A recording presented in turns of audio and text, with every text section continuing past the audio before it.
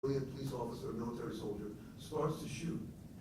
Why didn't they stop shooting when the threat was already neutralized or they no longer realized the threat? And here's where the science aspect is important, because it's important to realize that your body never does nothing. Your body doesn't stop doing things, it simply does other things. What that means is the simplest action, like pulling a trigger, involves the action of flexor muscles in your finger. In order to stop pulling the trigger, you can't just not pull the trigger. You have to engage a different set of muscles. You literally have to engage a totally different set of muscles, which are called the extensor muscles of the finger. And these are what they call the agonist and antagonist muscles. So what the brain has to do in a matter of milliseconds is determine, one, the threat no longer exists.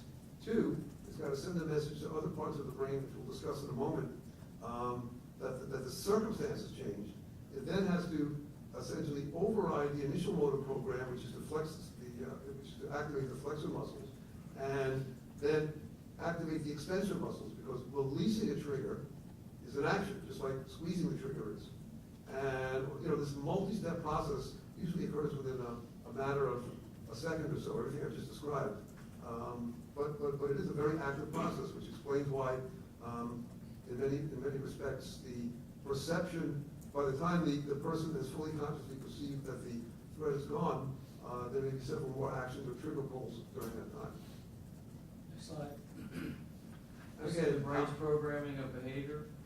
Yeah, I mean, as you can see, the perception of a threat or the cessation of the threat is something that is picked up by posterior parts of the brain, vision, audition, and so on. It then travels to those frontal lobes of the brain, which says, okay, the threat has stopped, what do I do about it? Well, we've got to stop firing. How do we stop firing? We have to engage a different set of muscles. So it sends information to the premotor cortex, which programs the actual movement, in this case, extending the finger as opposed to flexing it, and then sends that information to the motor cortex. That's a little strip in pink, which then activates those extensor muscles. And this is a reciprocal process, because as the brain is doing this, it's still scanning the environment to detect the threat. But even though the brain works very, very fast, it still takes some time. We've all had experiences like this. If you've ever been outside a stuck elevator and you press the elevator, you keep pressing and pressing and pressing, you'd sometimes overpress, because by the time you realize the elevator is there, or by the time you realize that a keystroke on your computer has activated the website you want, you've done a couple, or the remote button on your TV, you've done a couple of what are called overpresses, over responses, because your brain is still, it hasn't picked up on the fact that that response is no longer necessary. So those are innocuous, humorous cases, but this is a case where the results can be quite serious. Next slide. The cessation of shooting. All right, so this comes from a series of studies that was done by researchers at the Force Science Institute, where they actually measured how long it takes to stop shooting. And the actual milliseconds can vary, but basically it takes about a quarter of a second for a person to perceive that the threat has stopped. And it takes about another quarter of a second to determine that this calls for a change of action. Okay, person's not threatening, person is running away, person has fallen, dropped the weapon. That takes about half a second. And then it takes up to another half second for those various mechanisms you saw a couple of slides ago to program the movement to tell the muscles what to do. And finally, the actual movement, those antagonistic movements of the finger, takes up to another quarter to half a second. So it takes, if you do the arithmetic, it's about, I think on the next slide. It takes an average, it's going to vary, but an average about 1.3 seconds for the actual cessation of shooting to occur. And this is after the person has realized the threat is gone. And these are under relatively stress-free experimental conditions. Remember, these studies are done in a laboratory, so the person is, the volunteers are often trained officers. Sometimes they compare this with civilians, but the results are not too different. And basically what that means is you can fire from 3 to 5 rounds after the person has actually perceived that the threat has gone. But for the time it takes the person to reprogram the neuromuscular apparatus to engage the stop shooting response as opposed to the shooting response, that person could have squeezed off a couple of extra rounds. Doctor, I now want to suspend the PowerPoint. I know there's a few more slides, and I want to take you to Exhibit 9, Defense Exhibit 9, which are frames from the video. Well, let me start by asking you a question. What materials did you receive to do an analysis in this case? Well, I mean, there are some materials that I received, and there are some materials I used for my own research on the subject. But I'm talking about as far as the case file from this case. I received copies of the video. I received depositions from various individuals who were either witnesses or consultants to the scene. I received transcripts of statements of Mr. Casado and some others, and then various witness statements that I had read through the file. And how about police report statements? These report statements, that's what I meant by collateral information. And have you also consulted with Paris Ward, who took the original raw data and did an analysis and actually got specific as to time and distance? Yes. And have you relied on his work to ultimately render some of your opinions? Well, I rely on his timing of the events that are seen on the video, because that's what he does. Let's now go to the frames. And before, this is, as I said, is an Exhibit 9. And what I want to do is, you can see that this particular frame is at 5129 time, and it has been timed that it's 60.10 seconds prior to the first shot. And you can see that Mr. Casado seems to be in some engagement, or at least looking at the yellow shirt, who's Mr. Wiersma, and the red shirt, who is Mr. Ramos Santiago. I'm going to take you through these frames, and then I'm going to ask you, what do you believe the factors the court should consider for a reasonable and prudent person? What factors would suggest that a reasonable and prudent person would be in fear of great bodily harm or death?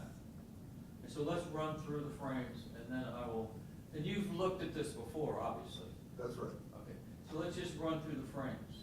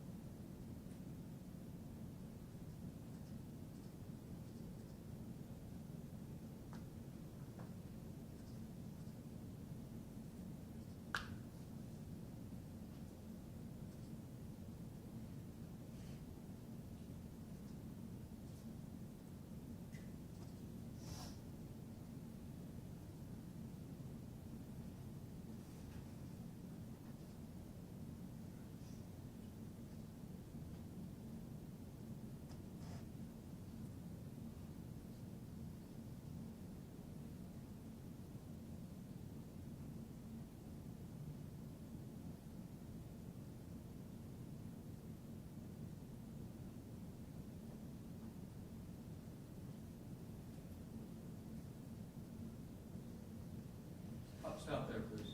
This is the time of 0, which is the first shot, which is frame at 52:29. Again, if you could tell us what factors you think should be considered for a reasonable and prudent person, whether or not they'd be afraid of great bodily harm or death. Well, up until this point, it sort of is following the playbook that we see, if you can call it a playbook, that we see in most officer-involved shootings. Some of them involve an immediate posing of threat, but very often, in some of the cases you read about in the news report this, there'll be a period of conversation with someone who may or may not be threatening. It might look like a calm conversation, and then fairly abruptly, one person becomes antagonistic, and then the response has to occur. So what it looks like we're seeing here is we're seeing, without actually hearing the content of the conversation, you're seeing a bunch of guys standing around talking. Something humorous is going on. But at some point, it becomes clear that they don't want Lewis around. Lewis, for whatever reason, does not look like he gets the message. In fact, moves even closer for whatever reason. But at that point, the man in black comes off the wall and begins attacking Lewis, who obviously is surprised, shocked by this, didn't expect it. Doesn't immediately flee, attempts perhaps to reason his way out of the conversation. We don't know that because we don't hear it. Another person joins in, the red shirt approaches and delivers another blow. And then as Lewis is backing out, and the guy in the black shirt is continuing to attack him, he sees the red shirt closing in on him. He sees a bunch of other guys standing around, not knowing what they're going to do next.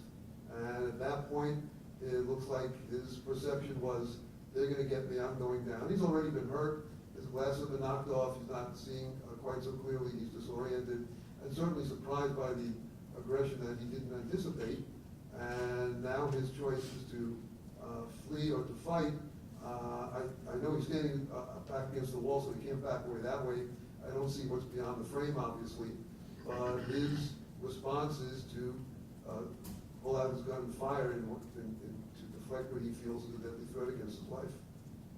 Can you be specific as to whether a reasonable person, this would put them in fear of great bodily harm?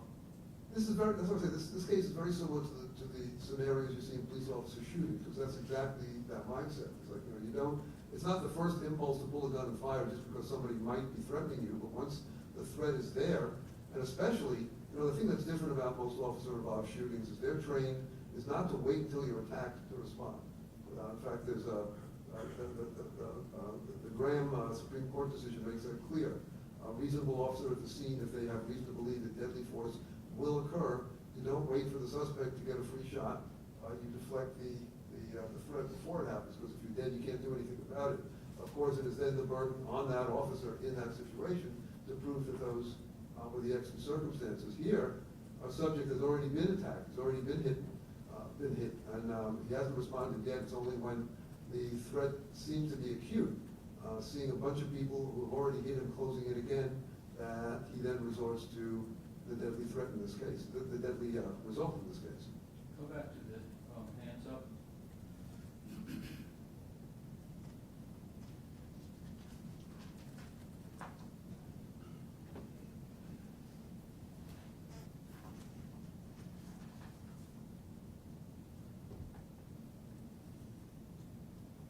This slide here, which is at 10 seconds before the first shot, which is 52:19 on the clock, Mr. Casado has his hands up.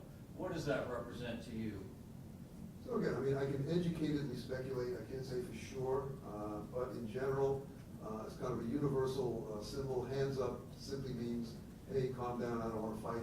Let's cool it. It's a placating, mollifying gesture that you see most people have in situations like this. Somebody bumps into you, or somebody looks you the wrong way, and you go, hey man, something like that. It's almost universally recognized as trying to calm things down as opposed to agitate things. And for an objective person, a reasonable person who'd be in that position, would the speed of what happens next be a factor in creating fear? Well, if I had just put my hands up in an attempt to calm things down, and instead of that result happening, I was further attacked, then yes, that would be, first of all, it would be unusual, surprising, shocking, and might lead me to send that system one into overdrive, because to me this means there's nothing I can do to stop them from hurting me. I've got to act fast. It's now at 10 seconds. Notice how fast the first strike is from 10 seconds. It reads 9.23, which is less than a second. Would that speed create fear? We can sort of intuitively imagine what it might be for any one of us to be struck that quickly when you weren't expecting it. Yeah, of course that would be, a boxer gets jabbed at around the same pace, but the boxers in the ring expecting to get hit. Somebody on the street is typically not. And the second, we're at 923, now let's look for the second flow, which is 8.50, we're looking at frame 5220 on the time clock. So that is less than a second for the second flow? It would seem so, yeah. Would that speed also potentially increase fear in a reasonable and objective person? Again, I mean, I think the answer is intuitively obvious. If you're hit once and then you're hit twice and you've got this sort of 1-2 punch, the more times you're hit, the more it's going to hurt and the more fearful you're going to be of further attack. Let's now go and we're going to look at the slides of the shooting. So this, just as a warning to those that may not want to see, it's not going to be live with the frames. I do want to announce that. If we could go to the first shot.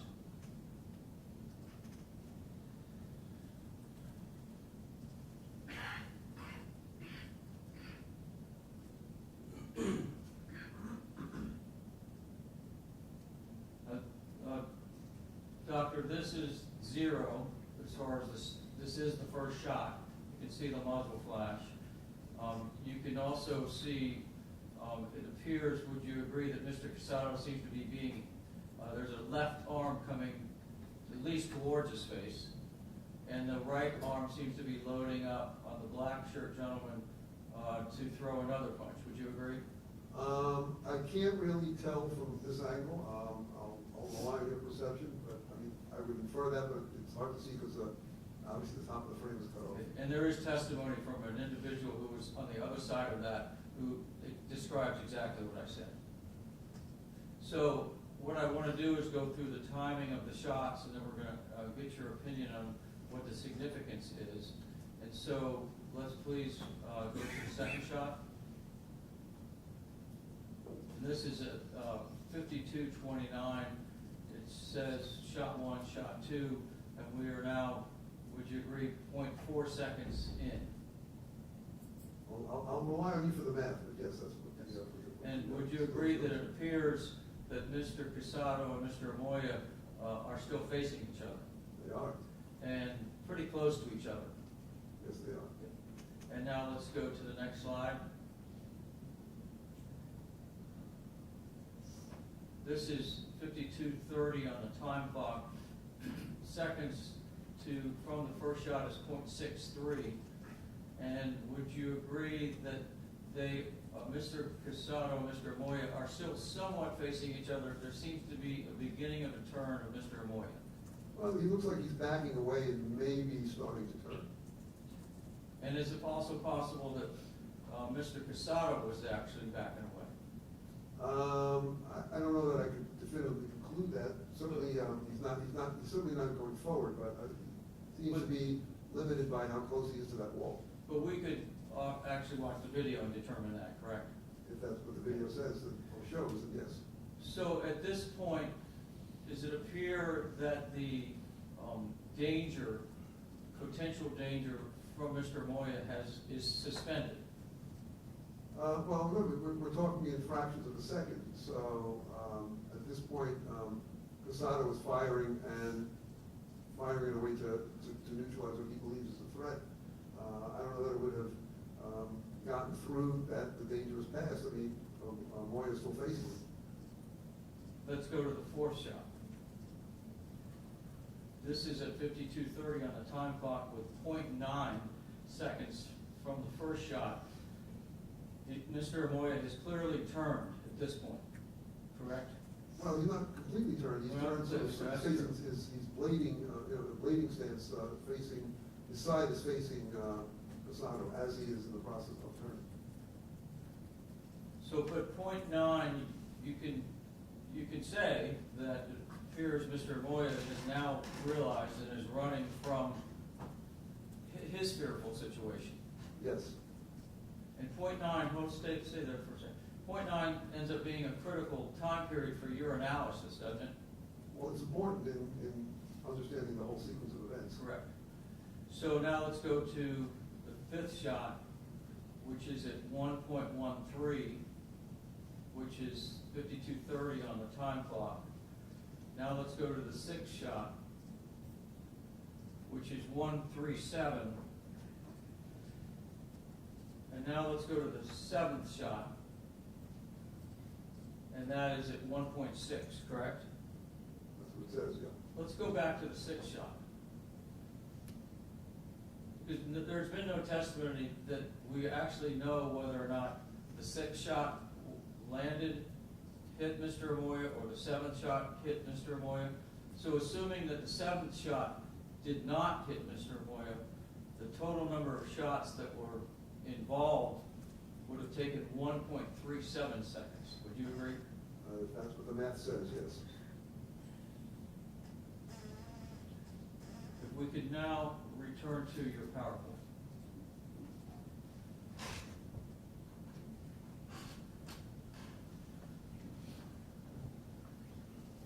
I'd like you to take these perception times, and as we just looked at the time for this particular case, and now put that into perspective for us. Well, it sort of follows the general timeline of what I was talking about before. Even if Mr. Casado had perceived that by the time Amoia was turning, the threat was neutralized, it would have taken about that long, just sort of following the research, in order for a complete cessation of shooting to occur. So within that 1.3 time frame, that was well within the window. What the research shows, police officers, even under non-stressful conditions, can continue to fire until the actual anti-firing mechanism is fully engaged. These are the factors that you put on your PowerPoint. Could you, for shooting response time, could you elaborate on those? Well, yeah, I mean, that's to sort of emphasize the fact that, you know, not everything occurs under controlled experimental conditions. In the real world, whether it is for actual police officers in a street-level deadly force encounter or for a civilian, you know, you've got problems of perception. Often occurs in low lighting. There might be obstacles. There might be other people standing around. It may take a while to realize that the danger has passed. The individual has to, where working memory would mean the ability to concentrate and focus on what's going on. We talked about optimal arousal level. And again, this may not actually apply to this case, but in many cases of officer-involved shootings, this has occurred after a long series of events in which the officer may be distracted, exhausted, tired, further affecting the ability to respond optimally. Next slide.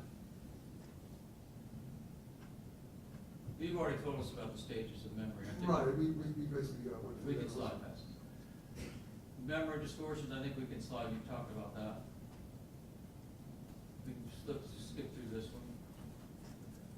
This is, tell us, these are some of your, the factors you believe that a reasonable person could have taken into account for shooting. So the reason I listed these is, again, a lot of the science-based and research-based that my testimony relies on comes from studies of police officers. And again, the main reason because there are the population of convenience, because a critical incident is going to happen. It's going to happen to somebody who's in a position to face danger. But you have a situation where, in this case, what's different than the usual officer-involved shooting is here there has already been a targeted attack against Louis Casado. So he already knows that the danger exists. That part is unambiguous because it's already been attacked. His glasses have been knocked off, so he's disoriented. He's surrounded by up to 5 different people, 2 of whom have already assaulted him, and he has no way of knowing if all 5 are going to pile on. And at one point, he's almost physically knocked to the ground. And he really can't back away because there's a building behind him. And so under those circumstances, if he feels that the only way to survive, to get out of that thing alive, is to use his version of deadly force, that is what a reasonable person under those circumstances would probably do. You had indicated earlier that in this situation, the brain actually considers worst-case scenario. Well, the brain assumes worst-case scenario because, you know, if you hesitate and they do jump you and they do pound you to death, then you're not going to learn any lessons from that. So, you know, the dangers of assuming the negative is that, of course, you can end up having a tragic result that nobody wants. But your DNA didn't evolve to solve that problem. It evolved to keep you safe enough to leave copies behind, and those individuals all throughout both human history and the history of life on this planet, those who hesitated too much or didn't react fast enough are not the ones we're descended from. Next slide. This is sort of a summary of the timing. Could you just explain that? Yeah, I mean, this relates also to the pattern of wounds that Amoia sustained, because, and this is a very common phenomenon that occurs in many police officer shootings, even some that are declared justified. Is, you know, if the person already turned around and running away from you, why are you continuing to shoot? Now, this is aside from both constitutional decisions and FBI standards, saying that a trained police officer can actually shoot someone who is fleeing if they believe they're fleeing for the purpose of committing further deadly assault. That wouldn't apply in this case, okay, so we're not even going there. Here it's just a matter of timing. We know that 5 shots struck Mr. Amoia. We know that 2 of them were in the back, indicating that he was moving away when he was struck. 2 of them were in the front, and we can see how that happened clearly from these videos. And then there was one on the side. The one on the side is the shot that tells the story. Because what you see, I'm doing it in slow motion obviously, is somebody backing away, turning around. Remember, the shoot response mechanism is continuing to be engaged, and so those bullets are flying as fast as the subject can pull the trigger. Where they're hitting Mr. Amoia is determined by Mr. Amoia's body position during the sequence of events. And it matches exactly what you see in those frames, and it matches exactly what takes place in many of the officer-involved shootings that we've encountered. Police officer.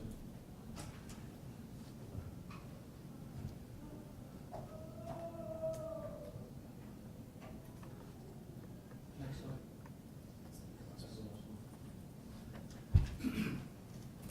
So, Doctor, in your professional opinion, based on all of your experience and all the explanation you talked to about the brain and how the central nervous system works, do you think, based on what you see and in your professional opinion, it was possible for the science for Mr. Casado to stop shooting once Mr. Amoia turned? A person's brain would not have time to go through the entire sequence of events from perceiving the cessation of danger, making the decision to stop shooting. By decision, I mean a split-second instinctive decision. Disengaging the neurophysiological, neuromuscular mechanisms involved in the agonist muscles of the finger, then re-engaging the antagonist muscles of extending the finger as opposed to shooting. It would take approximately that long for that event to happen. And within that sequence of events, those 7 shots were fired. That's all the questions I have. Cross-examination.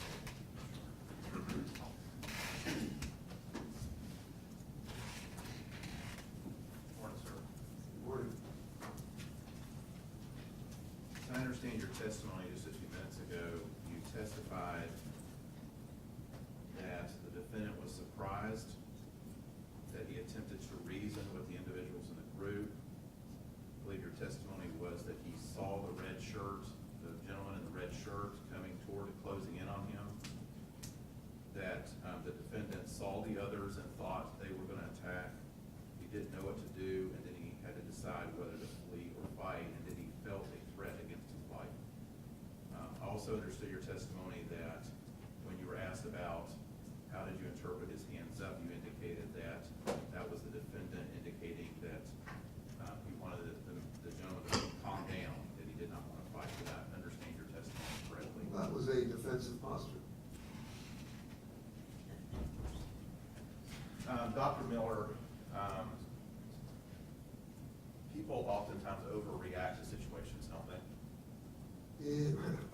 I'm not using this answer to be difficult, but sometimes whether a reaction is an overreaction or an appropriate reaction is depending on 2 things, the circumstances and somebody else's perception of it. But in a broad general way, of course people overreact.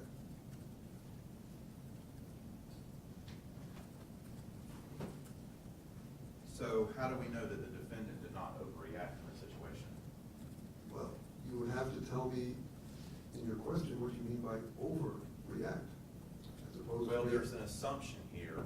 I mean, I can appreciate the science that you just presented to us, and don't necessarily know that I take any issue with that.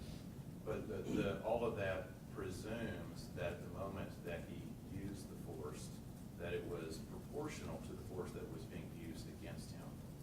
How do we know that the defendant did not overreact in this situation? Tell me if what I'm about to say answers your question.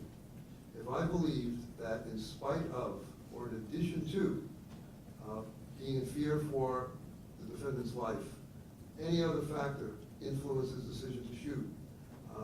There was a previous history between him and the decedent. He waited a while and thought about it and got mad and decided to shoot. Any motive other than a immediate reaction of fear and defense motivated his actions, and yes, I would agree that would be what you would describe as an overreaction. How do you know that the defendant was surprised? Two ways that we can sort of perceive. One way we can perceive, and one way we can infer. We perceive what looks like several minutes of normal conversation, and then the abruptness of the physical attack is something that would obviously be surprising to any of us in that circumstance. And again, using sort of intuition, if you were having a conversation with me and a bunch of other people, and suddenly I administered what looks like a boxer jab to your face, I suspected you would be quite surprised. Not something that you would see coming or anticipate as a physical response. You use, I think, a very important word there. You suspect. You suspect, correct? I'm sorry, what was the word? You don't know for 100% certainty that the defendant was surprised, correct?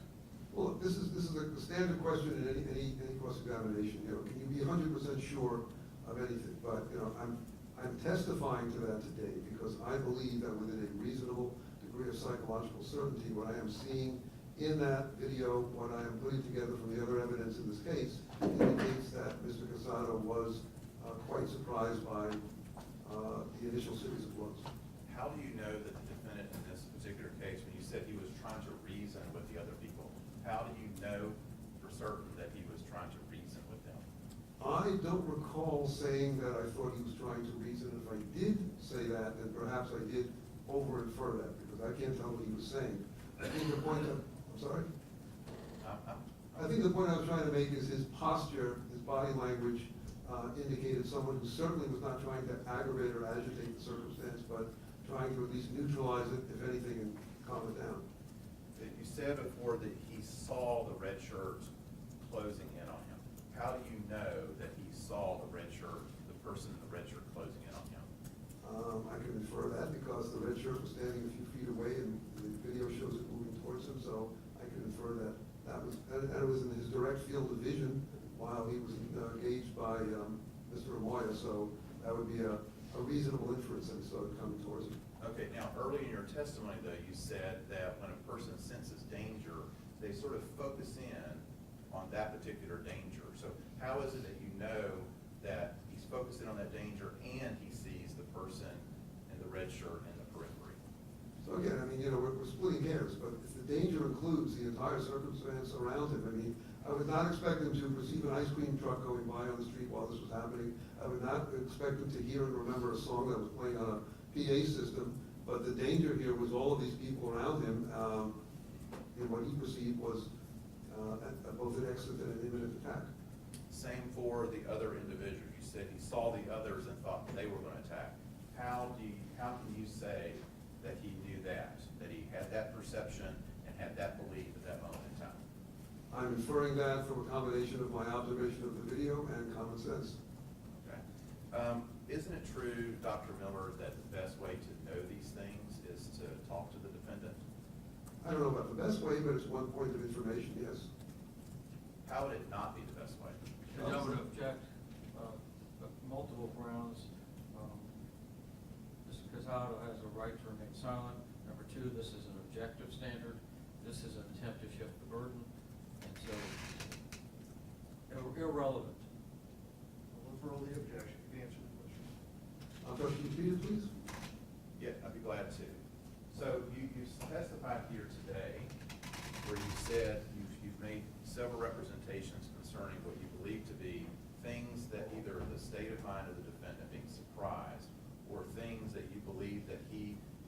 heard, he realized, he perceived, such as seeing other people around him and sensing danger. Isn't the best way to know that is to talk to him and ask him, what did he see? What did he perceive?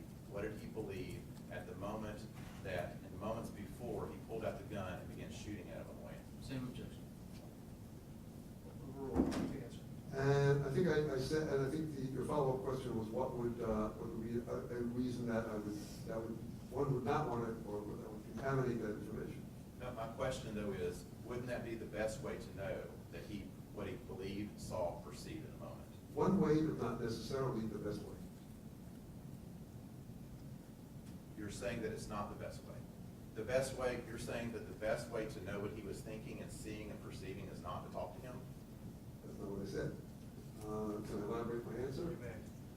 The two main contaminants to testimony about one's own actions are a fact that we talked about earlier, that is often there's memory distortion due to the fact that the events in an extremely stressful circumstance are not always and frequently are not processed accurately in memory while they're occurring, so they're often recalled in a incomplete, fragmentary, or distorted way. And the other is a self-serving bias that many defendants in any case, and I'm sure you're familiar with this, are going to want to tell the story in their own way. So although it is useful to get the statement of any defendant in a trial, it's not necessarily indispensable, and in some cases can even distort the data set, which is why when we do an evaluation like this, we try to get as many data points as possible. But they could certainly tell you the truth, and you can match that up with what you see in, let's say, a video or whatever. So you don't even try? You don't even try to talk to him and find out what he saw, what he perceived, what he believed? Well, of course I try. I try, and if the individual is made available to me, then I interview them. If they're not made available to me, then I can't. And in this particular case, you did not talk to Louis Casado? That is correct. Nothing further. Be correct. No questions. Thank you. This witness be excused. Yes. All right, sir, thank you very much. Thank you, Your Honor. Have a good day. Another witness? Casado's our last witness. Along with us. Let's rest at this time. State you have some rebuttal witnesses. We have some additional members of the media, so let's take a 10-minute recess. We'll take 15 minutes. We'll come back at 10 o'clock. We'll be recessed.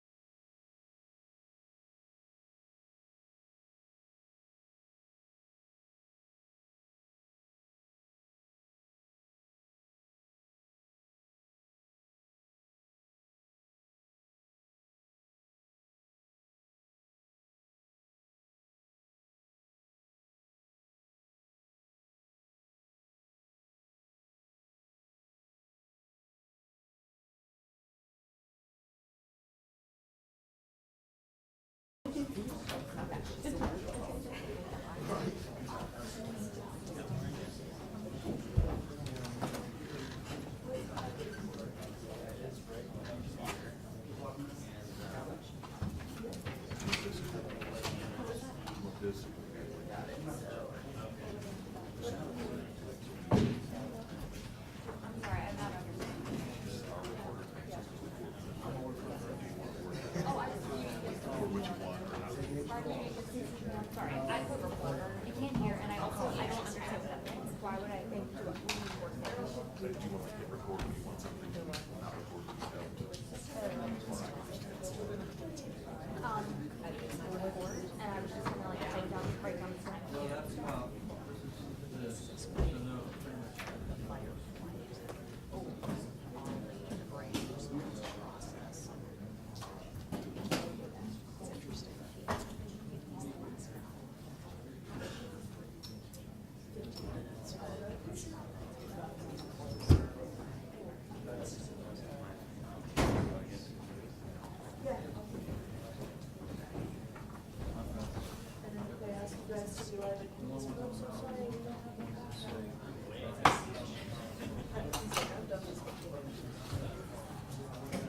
All right.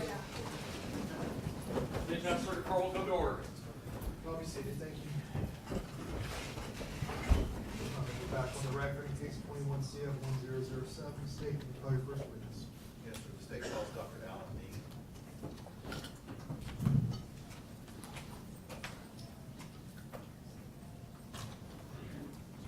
Pause right there and raise your right hand. Do you swear or affirm the testimony you're about to give will be the truth, the whole truth, and nothing but the truth, so help you God? Yes. Sir, can you come around here and have a seat in the witness stand?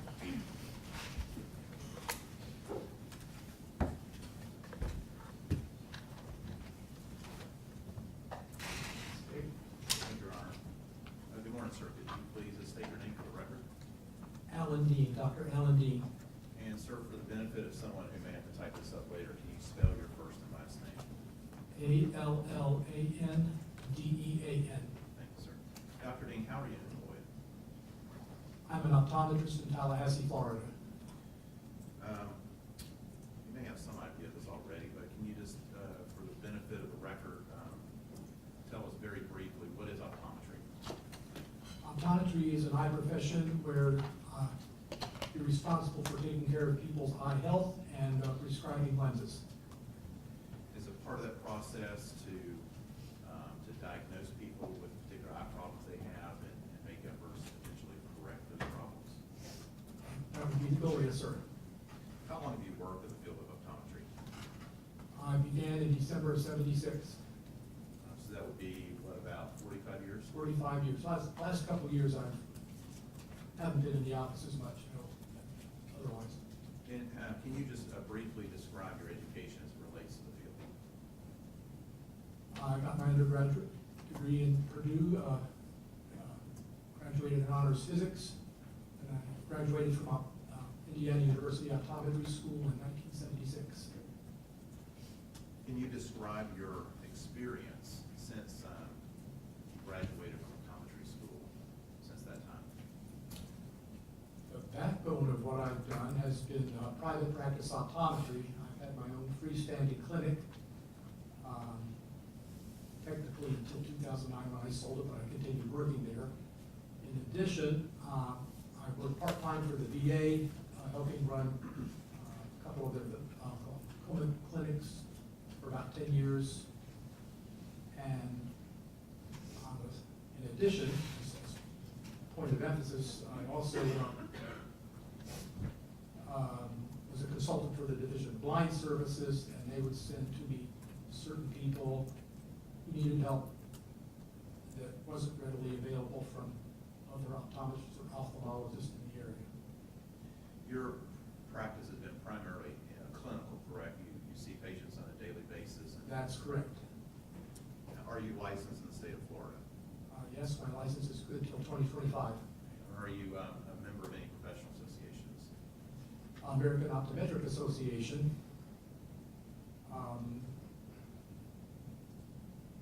First one that comes to mind, and of course, as a subset, you're a member of the Florida Optometric Association and North Tallahassee Optometric Society.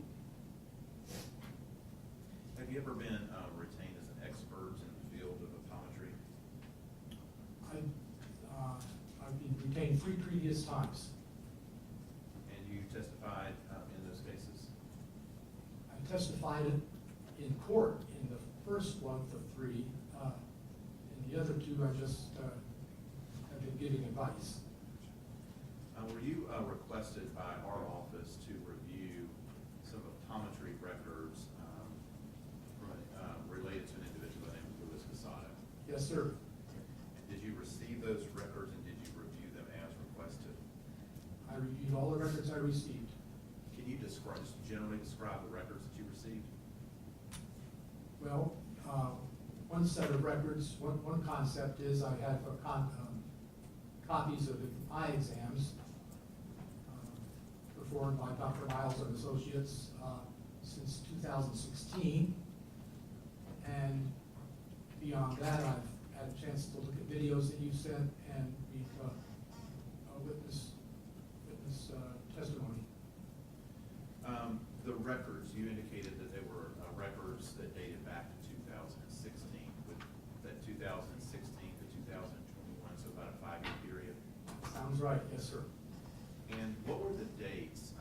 These are records that related to visits that Mr. Casado had made to Dr. Miles' office, is that correct? Yes, yes. And what were the dates of those visits as it was related in those records? Let me look through these copies. I have visits September 7th, 1916, January 17th, what did I say, 1970? And I meant to, whatever I said, I meant to say September 7th, 2016, then January 17th, 2018, and finally September 17th, 2019. And beyond that, I also have an exam from June of last summer. June 2nd, I think it is. Yes, sir. Let me ask you this, Dr. Dean, in a general sense, what kind of information did those records contain?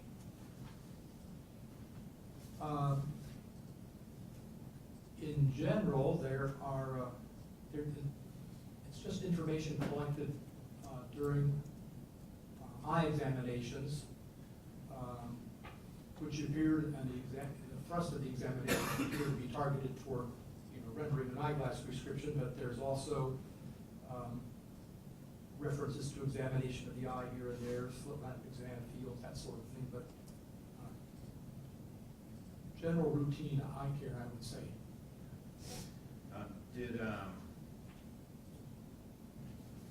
Let me ask you this. A lot of folks, when they think of vision, they think in terms of the 20/20 scale. Did the records give you any information what Louis Casado's vision was on that scale? Generally speaking, the corrected vision at the end of an exam, or at least, the incoming exam, the vision incoming with the glasses that you already had was typically recorded as around 20/20 to 20/25. And uncorrected vision was typically recorded as 20/200, although there's one record which stipulates 20/80. And I want to talk more about that, but first, can you kind of describe the record, the 20/20 system? Can you kind of describe what that means? So the fraction 20/20 refers to what a person can see at 20 feet compared to what a normal person could see. I should say a person with ideal vision sees at 20 feet. Now, you could also have 10/10, it would mean that a person could see at 10 feet what a normal person could see at 10 feet. But normally, in this country, we use 20 feet as the distance vision standard. So if a vision is recorded, say, as 20/200, just to pick on one of these acuities, that would mean that would suggest that the person would have to get as close as 20 feet to see what a normal person could see, a person with good vision could see all the way back from 200. Okay. And that's why 2200 is worse than, say, 20/20. That's correct. So let's go back to the records related to Louis Casado. You indicated that some of the records indicated a vision of 2200, and then there was one record that indicated a vision of 20/80.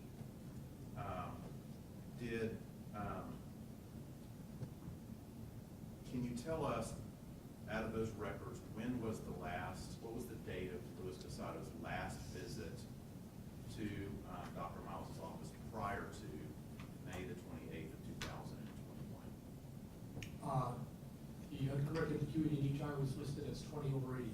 And that was on what date? Let's see. That would be September 17th of 2019. Now, Dr. Dean, did you look at any information within the records or do anything yourself to kind of, to figure out that discrepancy? Well, first, of course, I have a lot of clinical experience, and when I looked at the raw numbers of what the prescriptions were, I thought, it doesn't seem like this ought to be 20/200, but of course, you can't always tell just by looking. So I designed some lenses to look through, which gave me the same sort of vision that Mr. Casado had, as if he were uncorrected. And I'm able to see 20/80 in one eye and somewhere between 20/80 and 20/100 in the other eye. So to start with what you first said, so when you were, in terms of the information in this record, did I understand you to say that you were looking at his prescription? So the records, in addition to reporting what his vision was, what they were reporting his vision as, it also included information about the prescription that he was given in order to obtain glasses to correct his vision. Is that right? That's correct. And that's a different set of figures. Is that right? Yes, on the records, on each of those earlier three records, there's a section where the words new RX, meaning new prescription, is put in, and under that is a series of numbers which indicate what the eyeglass prescription is. But on the left underneath, where it talks about vision, VA, that is a different set of numbers. Was there any huge great discrepancies on the records where it recorded vision as 2200 and the record that described his vision as 20/80? But was there any big, huge differences in the prescription level that Mr. Casado was given? The prescription levels were all pretty much about the same during the last 5 years. I mean, you might have a slight difference and, from one to the next, but they're all pretty much essentially comparable. So, as I understand your testimony today, you looked at the prescription and that was more consistent with 20/80 than 2200. Yes, sir. You also indicated that you created some lenses to sort of replicate his vision. Is that correct? I did. And can you kind of describe how you did that? Well, I looked at his most recent prescription, in fact, the one from the 2021 visit, and noticed what the prescription was. And just as a for instance, it says, for the right eye, it says minus 1.25 for the sphere, minus 1.25 for the cylinder at a certain axis. And so that would be caused because your own refractive, you take those signs and you reverse them. So if he's minus 1.25, minus 1.25, all I have to do to come up with a lens to demonstrate his vision is put plus numbers where the minus numbers were, and presto, there it is. Okay. And so you created these lenses, and did you take photographs to replicate exactly how Luis Casado, based on the information from those records, his prescription records, were you able to take photographs that actually recreated his vision at that level? I held these lenses in front of my cell phone and took pictures of a friend of mine standing at different distances, and just to show so I have a good idea as to what the vision, as to what anybody would see, as to what you would see in those lenses. And did you do that at different distances? I did. And did you do that for each of his eyes, his left eye and his right eye? I did the eyes separately. Close to the shrine. Okay.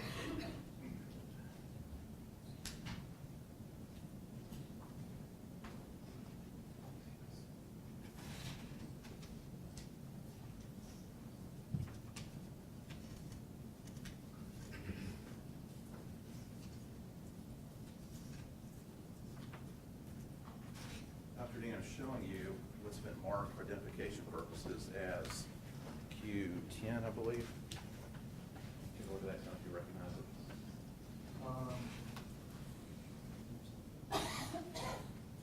Yep, it looks like the files I sent you, yep. Are those fair and accurate photographs as you just described? Yes, well, yes. Your Honor, this time it offer states Q10 and evidence. Any objection? 13 I do object, Judge. I don't think the proper predicate has been established. He has taken a piece of a record out of over time and wants the court to believe that that's the eyesight when there's other records that indicate otherwise. He's taking this on a cell phone. It's not scientifically established here that this is going to be the accurate eyesight of Louis Casado on May the 28th of 2021. Johnson? Your Honor, he actually explained the process. I think Mr. Canan's argument goes to the weight of the evidence, not the admissibility of it. If he wants to challenge that, he's certainly free to do that. Over objection, I'll receive it into evidence and states next numbered exhibit. Yeah, publish the, Your Honor. Okay. All right, Dr. Dean, I'm going to go to this first photograph here. The gentleman here is holding up a sign that says 3 feet corrected on the left-hand side, and on the right side it says 20 feet corrected. Can you kind of explain what this photograph is? Well, just as a point of reference, I took pictures of my buddy here, and just so we have the best idea as to how a person, would see my buddy at these particular distances with properly corrected vision. So these are photographs where the vision is actually corrected in what he would be able to see at 3 feet and also at 20 feet. That's correct. Moving here to the next slide. It appears that he's holding up a sign that says 3 feet uncorrected and 3 feet uncorrected. There's two different photographs. Is this one's the left eye and one's the right eye, is that correct? That's correct. And this is uncorrected, so this is without any glasses in his natural state. This is what he would be able to see in each eye at 3 feet, is that correct? That's correct. And then the next slide, this would be the same at 7 feet. That's correct. The next slide would be what he would be able to see uncorrected at 10 feet. Correct. The next slide is what he would be able to see at 15 feet. Yes, sir. And then the next slide is what he would be able to see at 20 feet, is that correct? Yes, sir.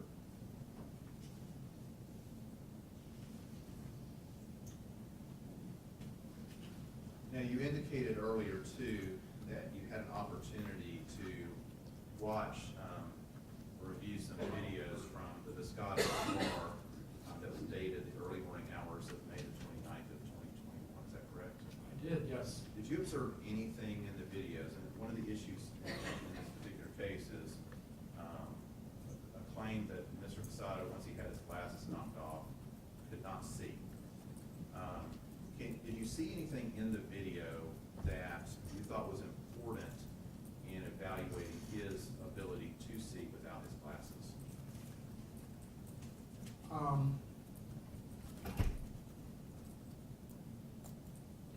I was impressed that after the shooting had taken place, he was standing around casually and Objection. Sustained. You can see, you can testify to what you see Okay. without adjectives. Okay, no adjectives.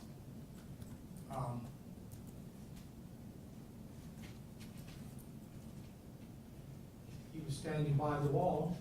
Objection. What does it have to do with eyesight? Overruled. Okay. Let me ask you this, Dr. Dean. If someone has vision as bad as 2200 and they have their glasses either knocked off or removed, how dependent are they on those glasses?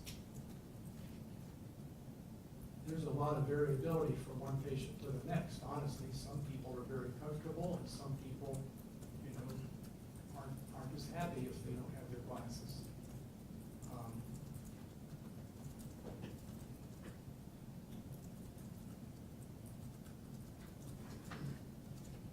Can you ask the question again, just in case I didn't quite catch it? Yeah, my question is, how dependent are they on the glasses? You have to answer that in terms of dependent to do what? To do, What would be their natural reaction if they have the glasses knocked off? a lot of, if your vision is bad enough, you're going to be hunting around for your glasses as assiduously as you can. You want to get back to where you can see well. If you're, And did you see any of that behavior from Louis Casado in the video? I was not impressed that he felt that way. Objection to relevance? We'll rule that objection on those grounds. At some point in time, did he seem in distress where he was trying to find his glasses right away? Judge, objection, not like a predicate, this is not a psychologist. This is an eye doctor. This is all about his eyesight. What was your question again? I asked him, did he seem to be in distress looking for his glasses? I'll overrule the objection. He seemed to be casual. At some point in time in the video, does he actually see the glasses? Can you describe what you saw? I noticed that about roughly 2 minutes after the shooting, he did finally spy his eyeglasses some distance away in the street and sauntered over to pick them up. And have you seen a picture of the glasses? I did see a picture of the glasses. And what color were they? They are mostly black, light tone. Approximately similar in color as the street? Objection, relevance? Sustained. Nothing further, Your Honor. Ross.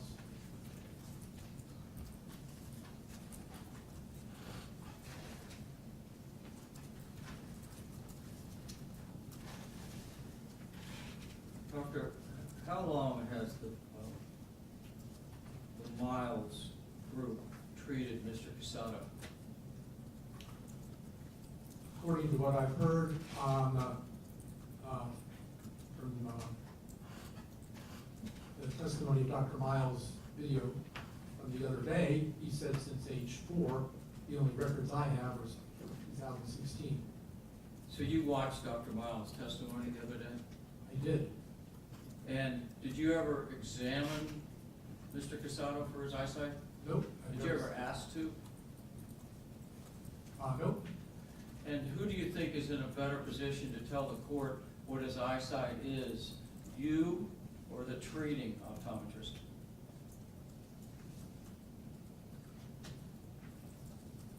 I think,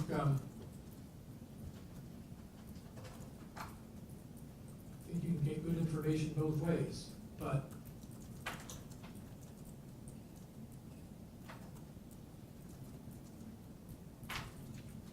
then you want to look at, in my opinion, you need to look at all the records and reconcile them, I would think. Who is in a better position to tell the court what his eyesight is, you or his treating physician, his treating optometrist for 27 years?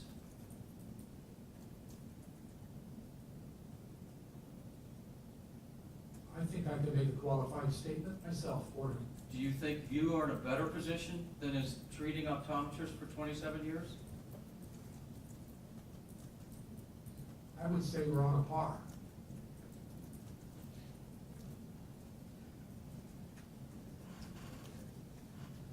So you say that being dependent on one's glasses depends on the individual, correct?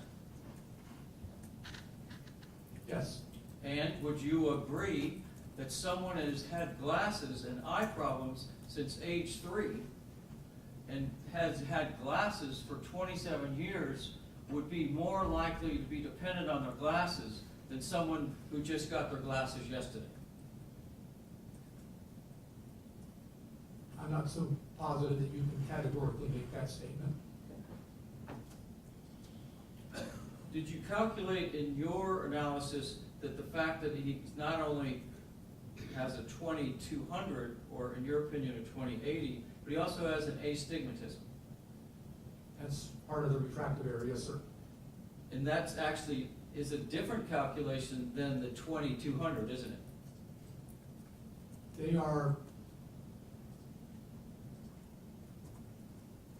the 2200 or 20 whatever is just an overall, how can you see, and that can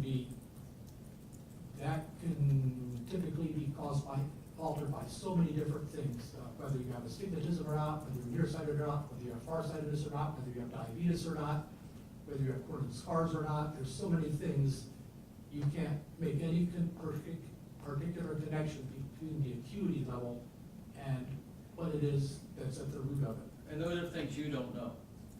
I've got the records to look at. You don't have the records for 27 years, do you? I have the records for the last 4 or 5.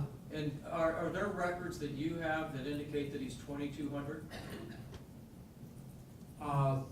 3 of the 4 records indicate that he's 20/200, uncorrected. And so you've chosen the one record where his brother was involved that said 20/80. That's what you've chosen to be his eyesight.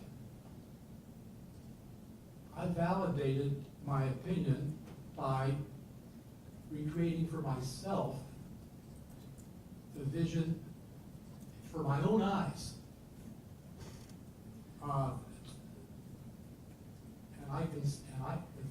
With a refractive error like his, I can see 20/80 in one eye and about 20/100 in the other. And that also makes sense with my clinical experience of the patients I've seen over the years. Let's talk about the test you did. That was in your office? Which The test you did, we saw the photographs. Yeah, I took it in my office. And who's the participant with you? So he's a friend of mine, happens to be a retired attorney with state DOT. I see. And so obviously you weren't using Louis Casado's glasses to do that test. Didn't need to. Didn't need to, okay. But would you agree that the circumstances on the street in the night on Hippolyta Street on May 28th, morning of May 29th, 2021, that's a different set of circumstances than taking a picture in your office in the daylight with your cell phone?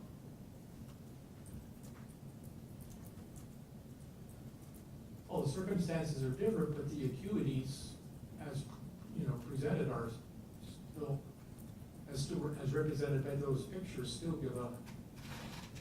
They would be the same? Would his eyesight be the same in the dark and on a dark street with streetlights? His vision. Ask that question again. Is his vision going to be affected by the fact that he's outside in the dark with streetlights?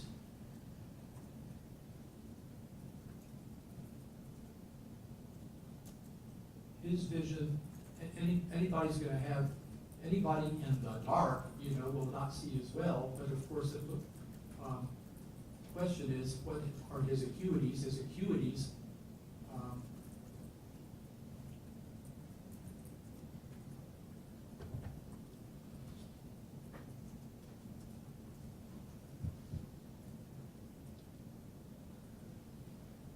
His acuities, I'm trying to think of just how to phrase this.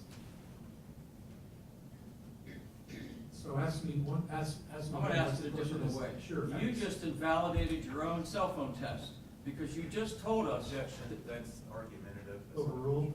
You just told us that his vision would be different in the dark. His vision, that's not an accurate test that you did because we're in the dark, not in your office. Would you agree with that? The relative scale of how you see is going to be true regardless. Whether you're in the light or the dark? you know, if you're, when you are 20/80 or 20/200, these are measurements that are typically taken in an exam room, the lights are out, it's already dark, those are what your acuities are. And so if you have the benefit of being in the light, you're gonna see all the better, but you're not gonna be seeing any worse than the uncorrected acuities as measured. Let me be more specific. When you walk outside into the dark, do your pupils dilate? Yes, they do. And does your vision get compromised? Is it less, you have less vision when your pupils dilate? Physiologically, normally, when you get out into the dark, your pupils dilate, and your brain has it all figured out. It dilates just enough to let in enough light to compensate for the fact that it's dark, so that you sort of have the proper light level in your eye for the amount of illumination that's out there. But your eyesight can be compromised by the dilation, correct?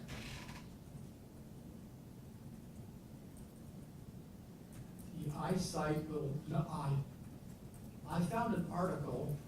I'm not interested in your article. I'm going to object and ask the witness to be allowed to answer the question. Overruled.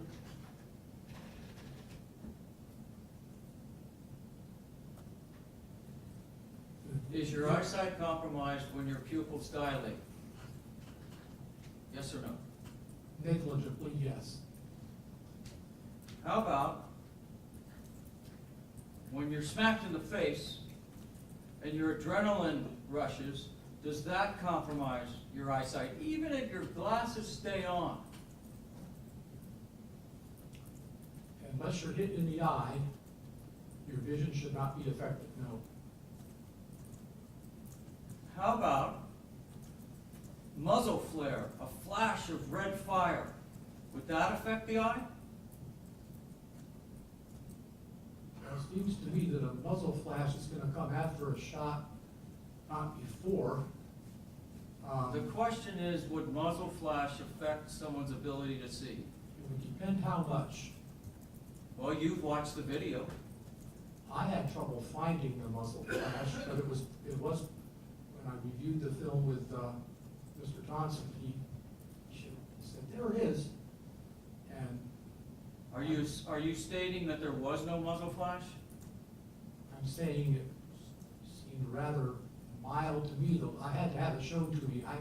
So I'm not gonna say there wasn't any. Okay, Because so apparently there let's just focus in on a bright light going on, as simple as a muzzle flash. Wouldn't that compromise someone's sight? You're talking about a bright light, you have to say how bright a light. And if there's not much flash, there's no impingement. What if there's a lot of flash? And if the flash is generated forward, I mean, I don't know much about guns and flash, so you're a little, so I don't know anything about guns, I've never had one, so.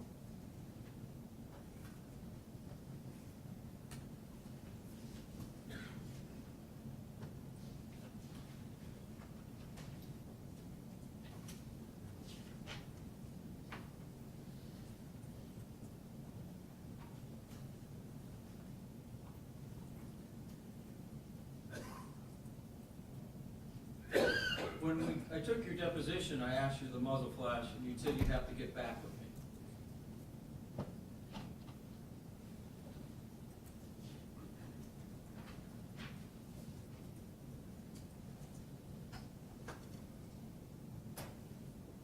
You heard Dr. Miles say that even if you had 20/20 vision, once you were hit like that, it would compromise your eyesight? Did you hear him say that the other day? I don't remember that specific comment. Do you agree with that statement? So read the statement again. If you were hit like Mr. Casado was, you saw the video, that even if you had perfect eyesight, your eyesight would be compromised. I don't think you can make that, I don't think you can automatically make that statement. If you're not hit in the eye, I wouldn't expect that at all. All right, I'm gonna put one last question to you, hopefully. Do you agree that once Mr. Casado's glasses were knocked off, from an eye standpoint, not a psychological standpoint, just from vision alone, that his vision was compromised?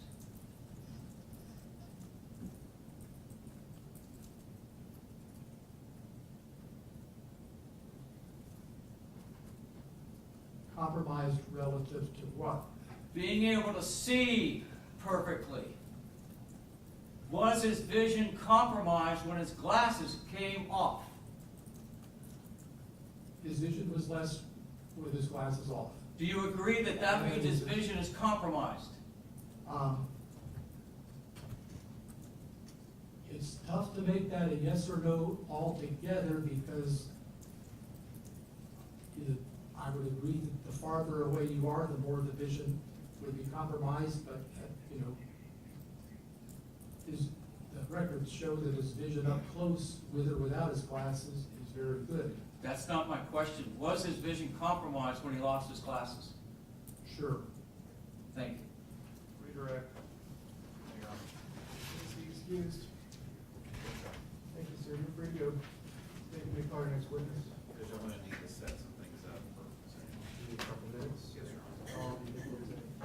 10 minutes, fine? All right, take a 10-minute recess. Or be in recess.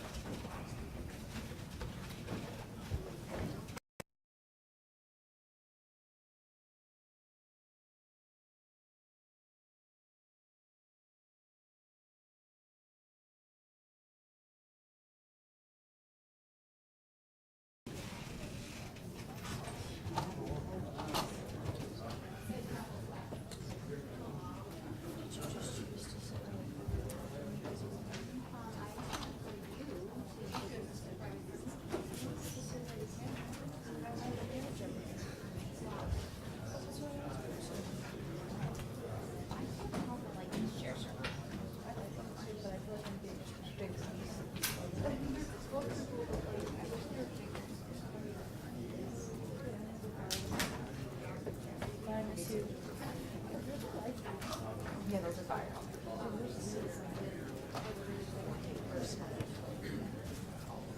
Did Gretchen show you this? No, it's we were just really close.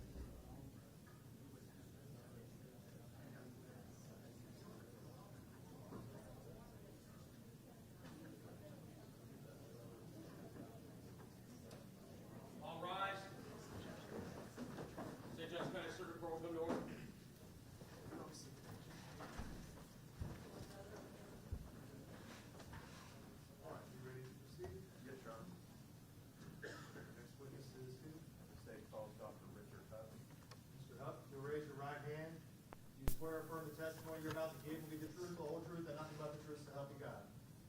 I do. All right, Mr. Johnson, you can- Thank you, Your Honor. Good morning, sir. Could you please state your name for the record? Dr. Richard Huff. And Dr. Huff, for the benefit of someone who may have to type this later, can you spell your first and last name? First name Richard, Richard, Huff, Hough. Sir. Dr. Huff, how are you employed? I am a professor at East Tennessee State University, And what department do you work in there? the Department of Criminal Justice and Criminology. And how long have you worked there? Just at a year And where did you work before that? at the University of West Florida in a similar capacity over 20 or so years. Okay. And how about before that? That probably would comprise the majority of my criminal justice full-time experience in a number of different law enforcement agencies, as well as the Florida Department of Juvenile Justice. So you, as I understand, you worked in the academic field for approximately 20 years, is that correct? That's correct. As an adjunct, probably started in the late 1980s, but full-time teaching in higher education, that's right, just about 20 years. Can you describe your own educational background? Yes, from higher education standpoint, I have an Associate of Arts degree in law enforcement, a Bachelor of Arts degree in public administration, a master's degree in public administration from Harvard University, doctorate in education with specialization in public administration from the University of West Florida, and all but thesis in a Master in Public Administration at the University of South Florida at Tampa. What about your work history apart from academia? Work history apart from that, I have worked in law enforcement since 1979. I've been training law enforcement recruits and officers in service in an academy since about 1983 or 1984, almost 40 years now. My predominant area of teaching certainly would be considered the use of force, and as a forensic criminologist, that is my specialty area, is confrontational homicide and confrontational violence and its investigation. I continue to teach those types of topics, but I also teach homicide investigation for law enforcement and a number of other areas if you'd like to inquire. Well, let me ask you this first. How long did you work in, I know I think you said 1979. How long total did you work in law enforcement? As a certified officer, I believe it was 26 years total. After I left state employment and went fully into higher education, I retained my certification just to be able to still do more modest patrol duties as a volunteer officer, since my work was upwardly mobile over the years, but I worked as a homicide detective in the 1980s in Central Florida, where much of my early research interest came from in terms of matters of violence. So in terms of work history, both in law enforcement and in academia, would it be correct that that would span a period of over 40 years? That is correct. Have you written peer-reviewed articles, textbooks, and book chapters that have been published? I have the sole author of the textbook, The Use of Force in Criminal Justice and Criminal Investigations Today, co-author of both editions of American Homicide, and a number of peer-reviewed articles, certainly many international and national presentations in regards to confrontational violence. Have you ever testified as an expert on the topic of homicidal violence and the use of force? Many times, yes, sir.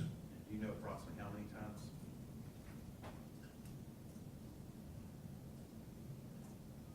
I know in deposition we tried to untangle parts of this as a criminal investigator and homicide detective and officer.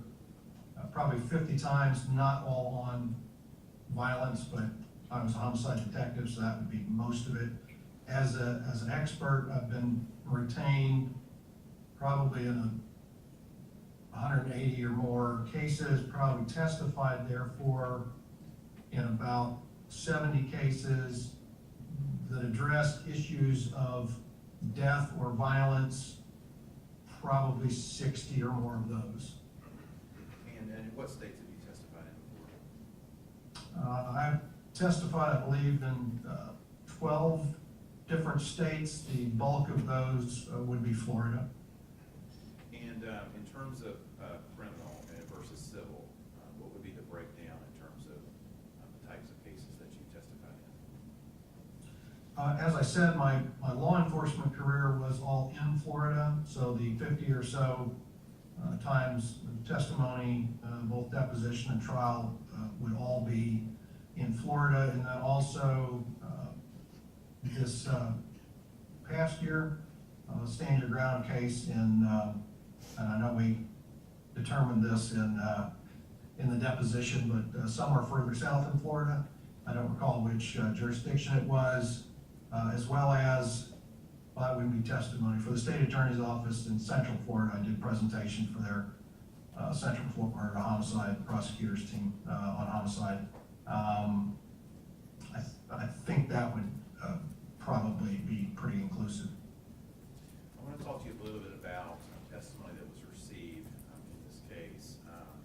Did you have an opportunity to watch testimony from experts that testified yesterday in this case by the name of Dr. Bedard? I did, sir. Did you, I want to talk to you about some of his testimony, specifically there's testimony concerning, as it applied to this particular case, where he discussed the application of the use of force continuum and dealing with whether the force was proportionate to the threat and the validity of the perceptions involved and things of that nature. Did you hear and understand that his testimony is related to that particular topic? I did. And how would you respond to that particular topic as it relates? And let me stop and lay some groundwork here. Did you receive materials from our office in this particular case? Yes, sir, I did. Okay, and what were some of the materials that you reviewed that you considered important in evaluating the use of force in this particular case? The items that I received from your office that I would consider probably the most important would be video that showed Mr. Casado earlier in the evening prior to the shooting death of Mr. Amoia, video from the Dos Gatos bar, a couple of the camera angle views that showed once again the actions and movement of Mr. Casado up to and then including the shooting. So from the standpoint of trying to evaluate or analyze this type of event that occurred, you're looking at what leads up to it, as well as how it unfolds in the final moments of when something occurs. So to the extent that we have that, which often does not exist, those would probably be the primary areas. Did you also receive police reports, transcripts of witness statements, depositions, things of that nature? I did, and of course, in examining the incident as thoroughly as I can, read those, as Dr. Bedard testified to yesterday. Some of the depositions, some are not necessarily as helpful for a variety of reasons. And then also, with the material I've been furnished, certainly the commentary or recorded comments of Mr. Casado as well. And did you feel that information was sufficient for you to render opinions concerning the use of force in this particular case? Yes, sir. I want to return to the question that I began to ask you, and that was Dr. Bedard's testimony concerning the application of the use of force continuum. Do you have a response concerning his testimony as it relates to that issue and how it applies to this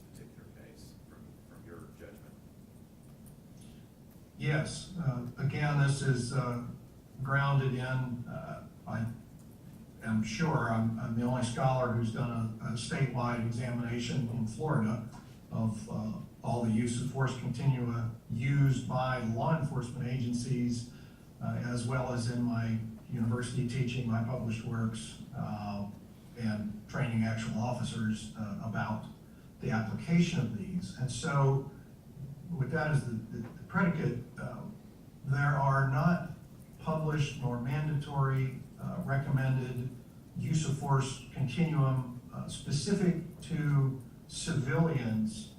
And so the comparisons they're there. There are some comparative points, but they are not directly translated. But what we see in both the civilian application and law enforcement may sometimes be proportionality, and whether or not the response to some type of perceived threat or overture is proportional in a sense of how the average person would view that, as opposed to how a jury may view something, later.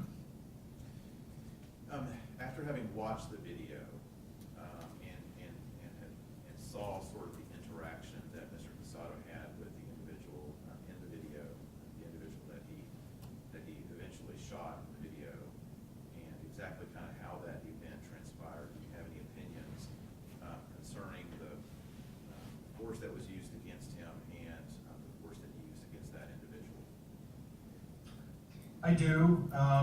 Once again, evaluating this, whether it was my time as a homicide detective, all my years now as a homicide researcher and investigations researcher and confrontational homicide, there's a lot of fairly classic issues here presented in this kind of violence.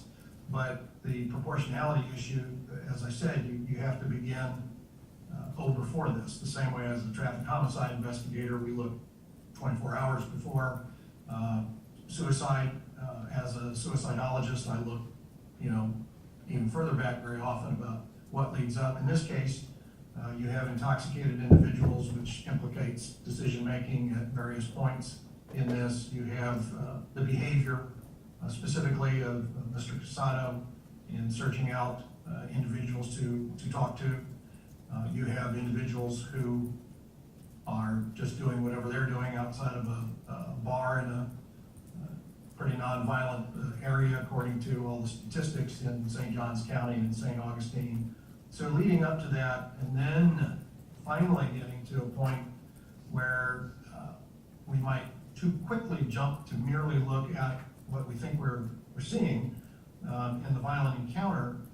I am of the opinion, based on all of that the proportion or proportional response was not there. In fact, the use of a firearm to the type of drunken behavior and slap fight attempt that we saw would not be considered proportional.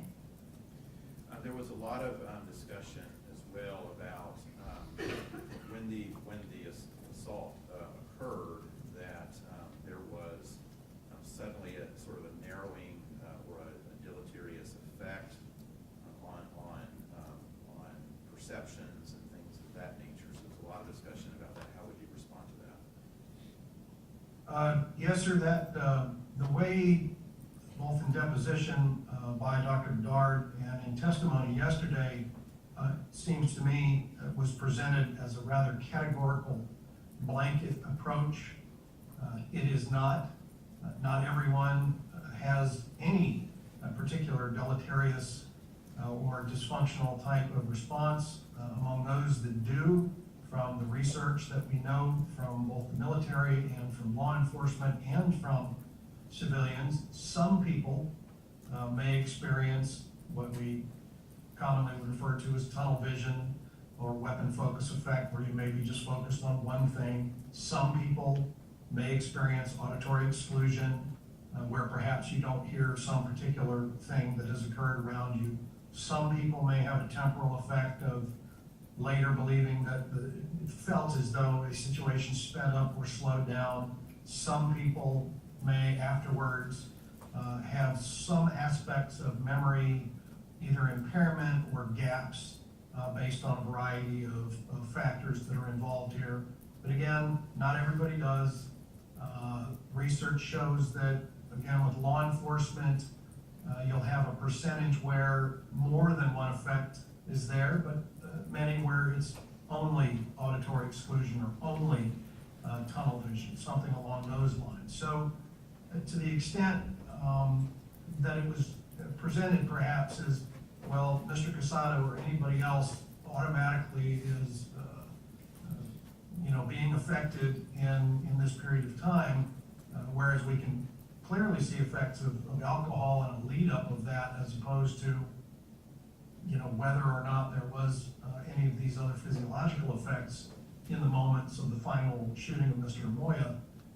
You cannot be certain of that from a scientific standpoint.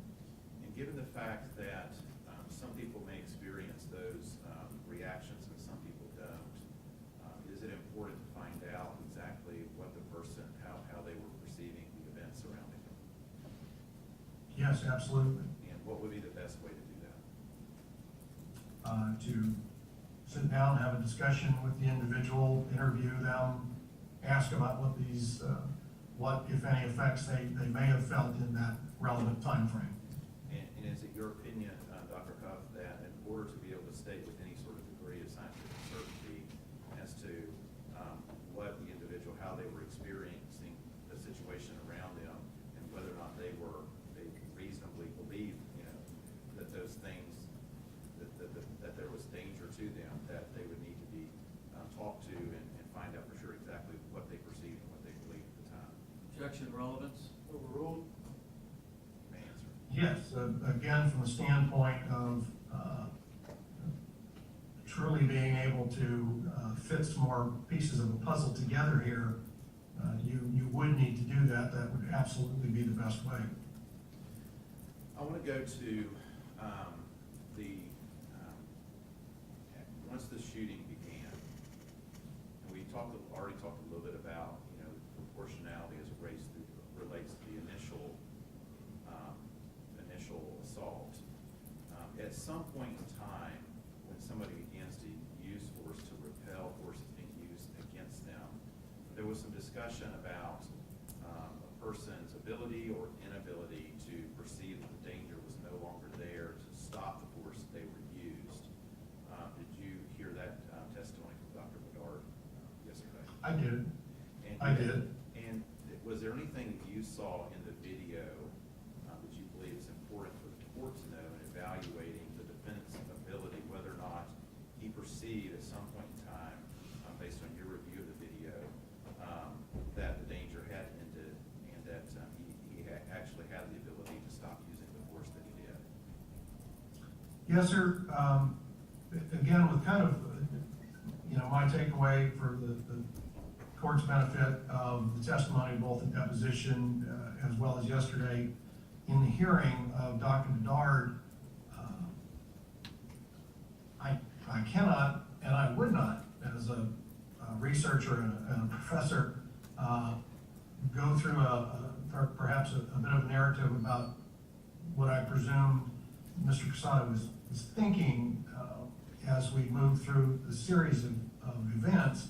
What I saw and what I would evaluate based on, again, being someone who specializes in confrontational violence, which accounts for over 45% of all homicides in the U.S., is that you have in Mr. Casado an individual who throughout the evening we know had alcohol, as did Mr. Amoia, based just on observations of his condition as he leaned against that wall, and then sought out individuals to speak that did not seem well received, certainly in the case of approaching Mr. Santiago and the other gentleman initially. There seemed to be some back and forth, but laughter. We're not sure what then the interactions, but to see Mr. Casado be unsteady on his feet at a couple of different times. This was notable, at least one point, looking off and apparently saying something to I didn't see anybody there that he was talking to. And there was testimony that I reviewed in this case that I've been provided that indicated that happened earlier at another bar.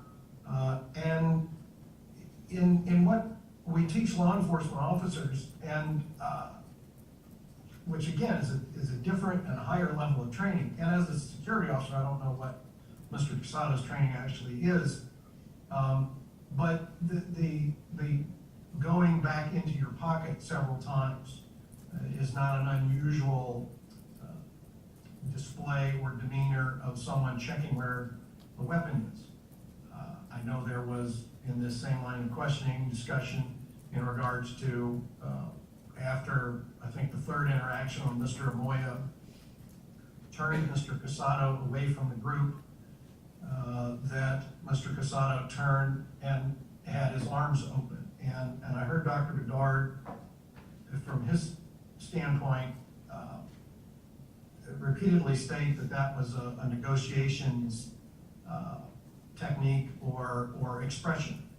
I would very strongly differ with that as someone who has trained in this area for nearly 40 years about how sometimes what we see is someone who, with their elbows in, and we teach this to law enforcement officers in Florida. This may be more, or like this.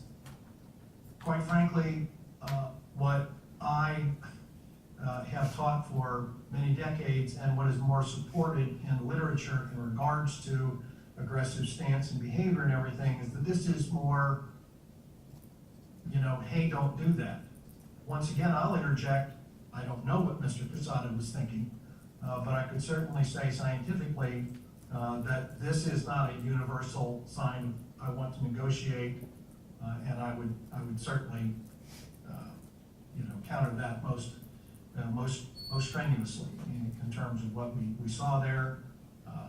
Again, we're aware that the rolling of the video that the court has undoubtedly seen many times, as well as the various participants here in the hearing, that when we move forward with specifically two intoxicated individuals, we could throw in Mr. Santiago, who also slapped Mr. Casado, strike, if you will, who was also, appearance would have it, as 40 years in this business, an intoxicated man, after two strikes in the face, or two open hand slaps. And I know this came up in deposition in the hearing yesterday, because of course I pointed this out in deposition a week or so ago, that it was after the second strike to the face that Mr. Casado was reaching into his pocket for the firearm. Whether he was able to, in the reality of the moment of a drunken Mr. Amoia still attempting to slap at him, able to get that yet as he backed up. That took another second or so to get that out. And I want to kind of keep going from there, specifically once he began firing the gun, and again, we were talking about sort of the ability to perceive that the danger had ended. Because in this particular case, as you know, I'm assuming you also reviewed the autopsy report and some of those materials as well, is that correct? I did. That's in virtually, certainly my time in homicide, but over the last 15 or so years, the majority of cases I work are usually lethal cases of shootings, and so yes, that's familiar territory for me for a very long time. And yeah, as my observations, again, as Mr. Casado stepped backwards away from Mr. Amoia's slaps and slap attempts, strikes and strike attempts, with his, also at that point, Mr. Amoia, hands down, we're like, come on, let's do this sort of thing, just to be kind of colloquial there. Then as Mr. Casado, you see him withdraw the firearm and bring it to point shoulder, immediately, and certainly I differ from Dr. Bedard's deposition testimony that Mr. Amoia was able to block bullets, but instead he saw the gun and raised his hands And whether as someone who teaches people about what threats are, as an expert, I would say, oh, hold on, or as the court or anyone else may view that, as the first shot occurs, there was certainly talk made about what generally is agreed upon as about 250 milliseconds or a quarter of a second on interpretation of what you're seeing, which again jumps to the end of this lethal involvement as opposed to hours before and the beginning of what came out as the event eventually. And that, from my standpoint of objective evaluation, is truly important. And then, of course, Mr. Amoia turning away and through whether it is the firing of several rounds and emptying a magazine, to which we immediately see Mr. Casado step back away from the gentleman passing him and immediately check his magazine. That period of time, you know, you can fire those many shots in 2 seconds. That's not a question.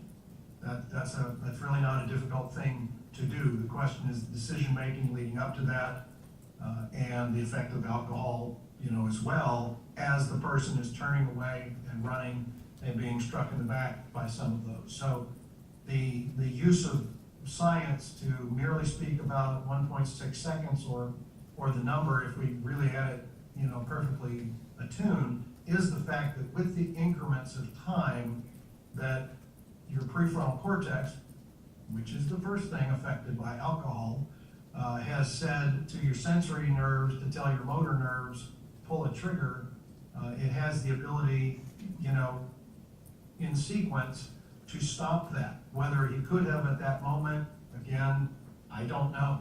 I can't say that he did, but that's why everything that led up to that is important to note. Did you see anything about the way that Mr. Casado held the gun, pointed the gun, as he was firing the shots that indicated to you kind of a recognition that Mr. Amoia was no longer a threat, but was actually running away? I did.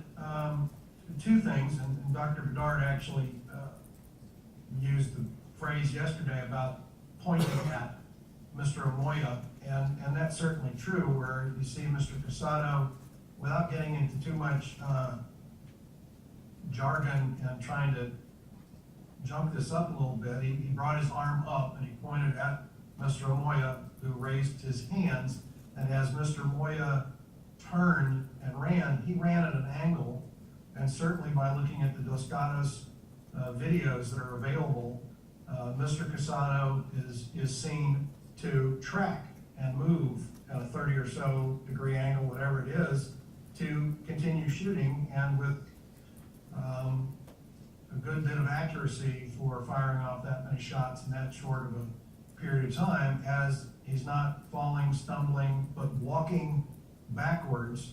One shot that's very telling there is the gated view at Dos Gatos, where he walks backwards, and then the overhead view from a bit forward, where he backs into the frame where the three other individuals run down the fully available street there and run away once they realize that Mr. Casado is standing there firing a gun.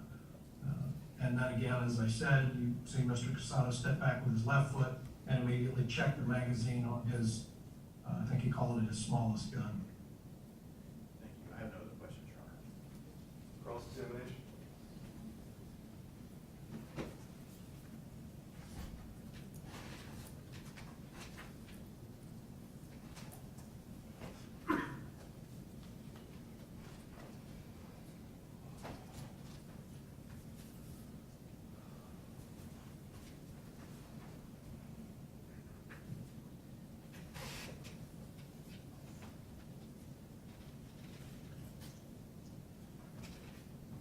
Morning, Dr. Hart.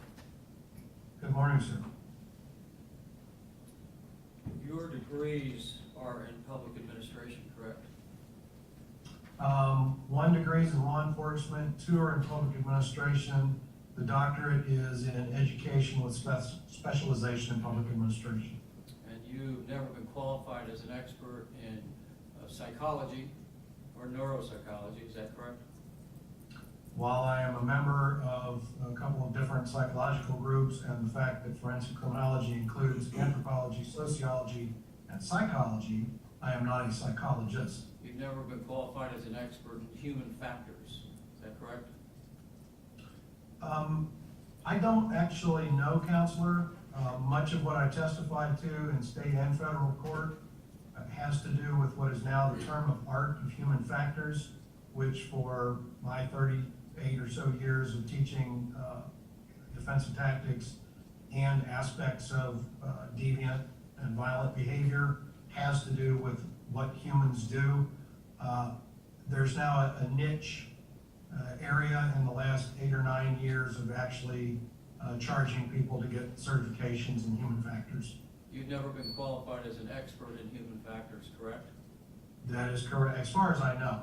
I don't know what the court felt, but not labeled human factors. When I look at your CV, it seems almost predominantly, or actually almost every one of your cases is a civil case. Would you agree with that? 95%? As I told you in the deposition, yes. And you testified earlier that you testified one time in a stand your ground case, but that was a civil case in Daytona Beach, wasn't it? It was quite groundbreaking, yes. You've never testified or been retained as in a criminal case for stand your ground, is that correct? That is correct. What's the evolution of the stand your ground law in the state of Florida? I object as to relevance.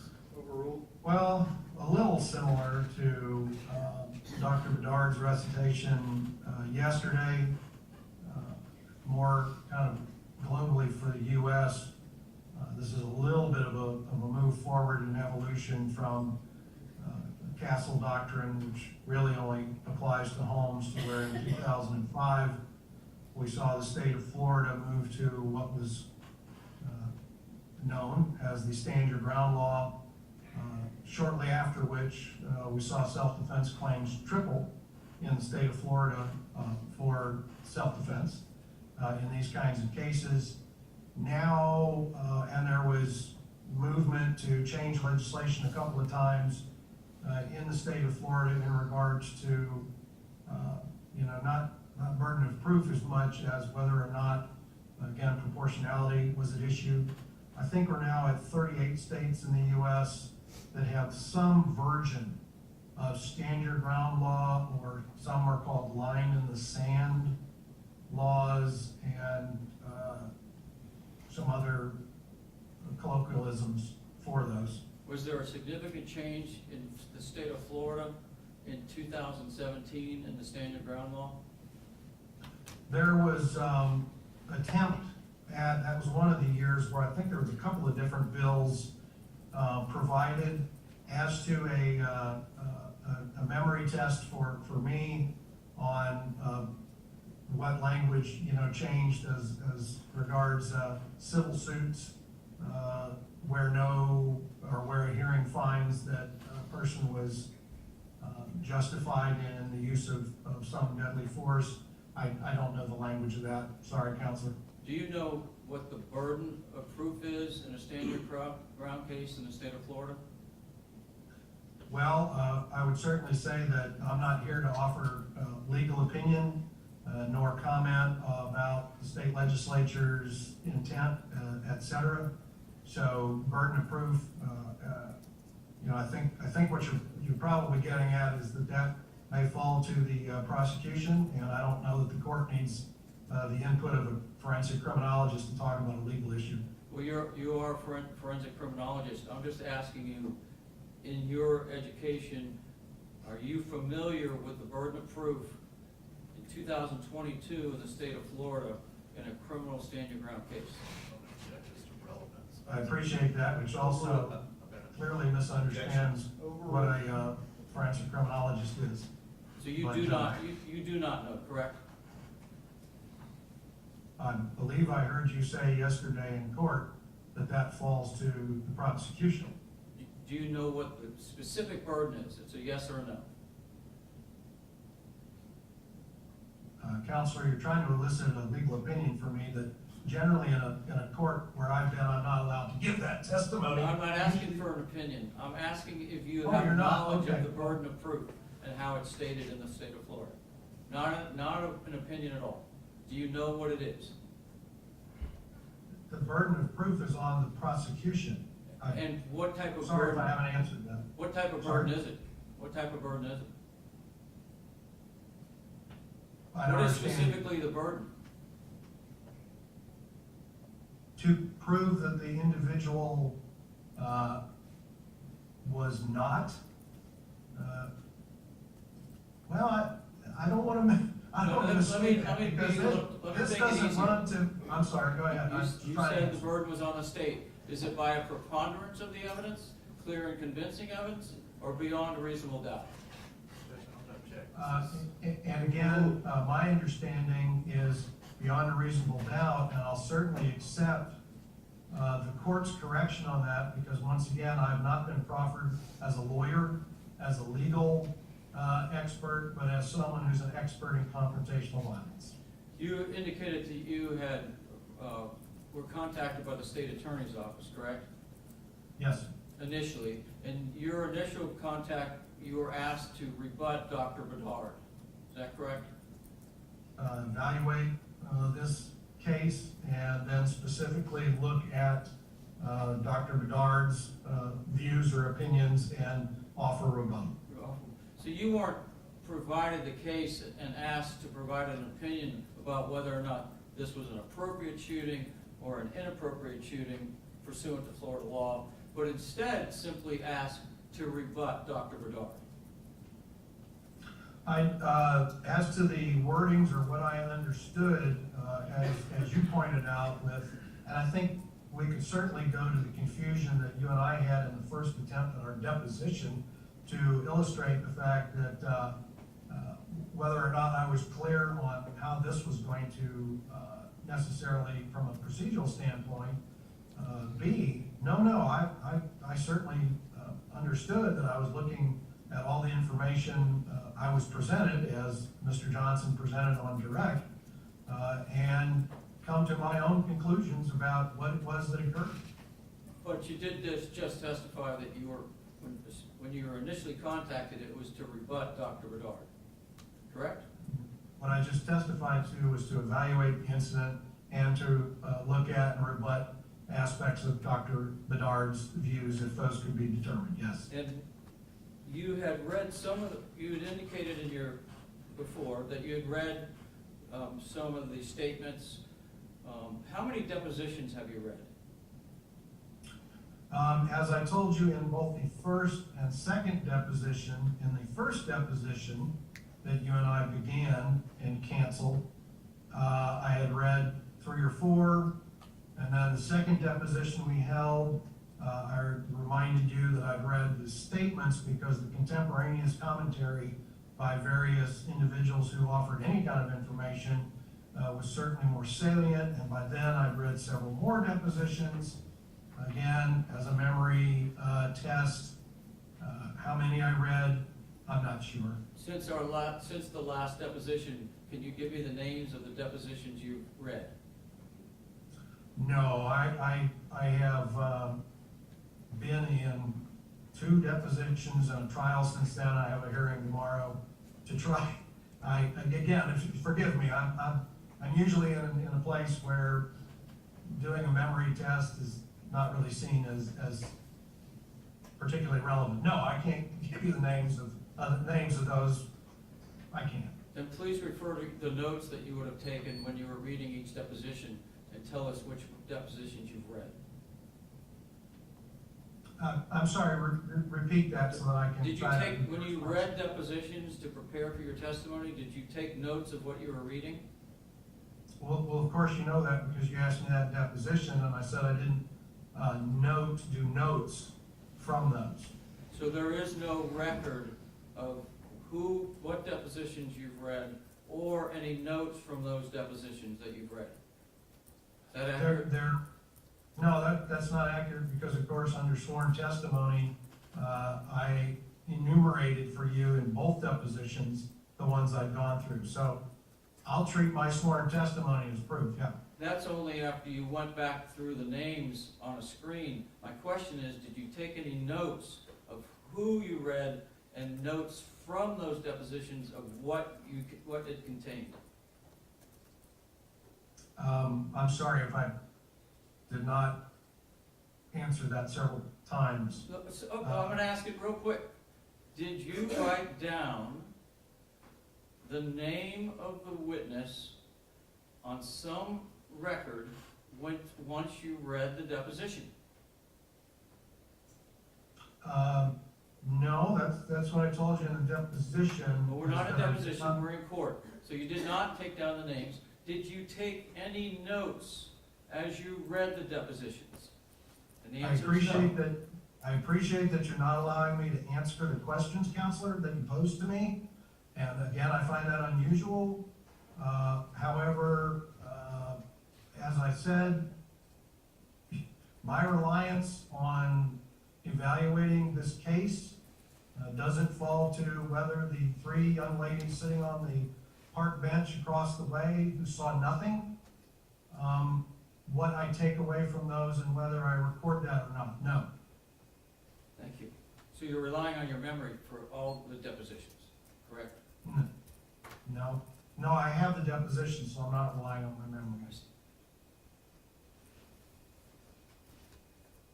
You indicated that you talked about confrontational homicide, correct? And you put this in that category, don't you? I do. And would you agree with this definition of confrontational? Tending to deal with situations in an aggressive way, hostile or argumentative. I appreciate whatever you're offering. I go to Polk, Luckenbill, Bailey and Wilson, 40-some years of research in confrontational violence and homicide, and the various definitions or really structures and frameworks about the dynamics. No, I'm not going to, I don't know what you're offering. Just So, some words from a dictionary. Okay, Do you I dispute that that's a definition of confrontational? if you present that, confrontational, Yes. I don't know if that's a definition from some dictionary about confrontational.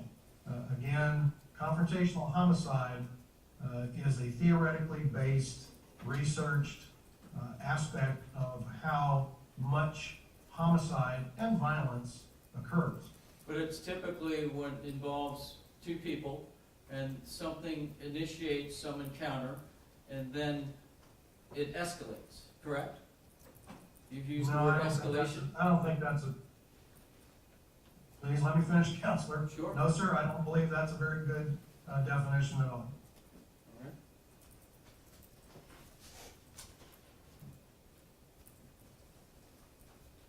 What is the definition of confrontational homicide? Well, as I said, through 40 years of research, we may not come to complete agreement, but one of the major flaws in what you were just asking me is with confrontational violence, usually instead of just two individuals, there is also the element of audience, which we have here. There is most frequently an element of alcohol, which we have here. We have the potential perception of an honor contest, a perceived slight, usually within one of the very earliest definitions, retaliation, which is also a word that Mr. Casado used in at least one of the documents that you're aware I saw. So it encounters more than just two people in an escalation.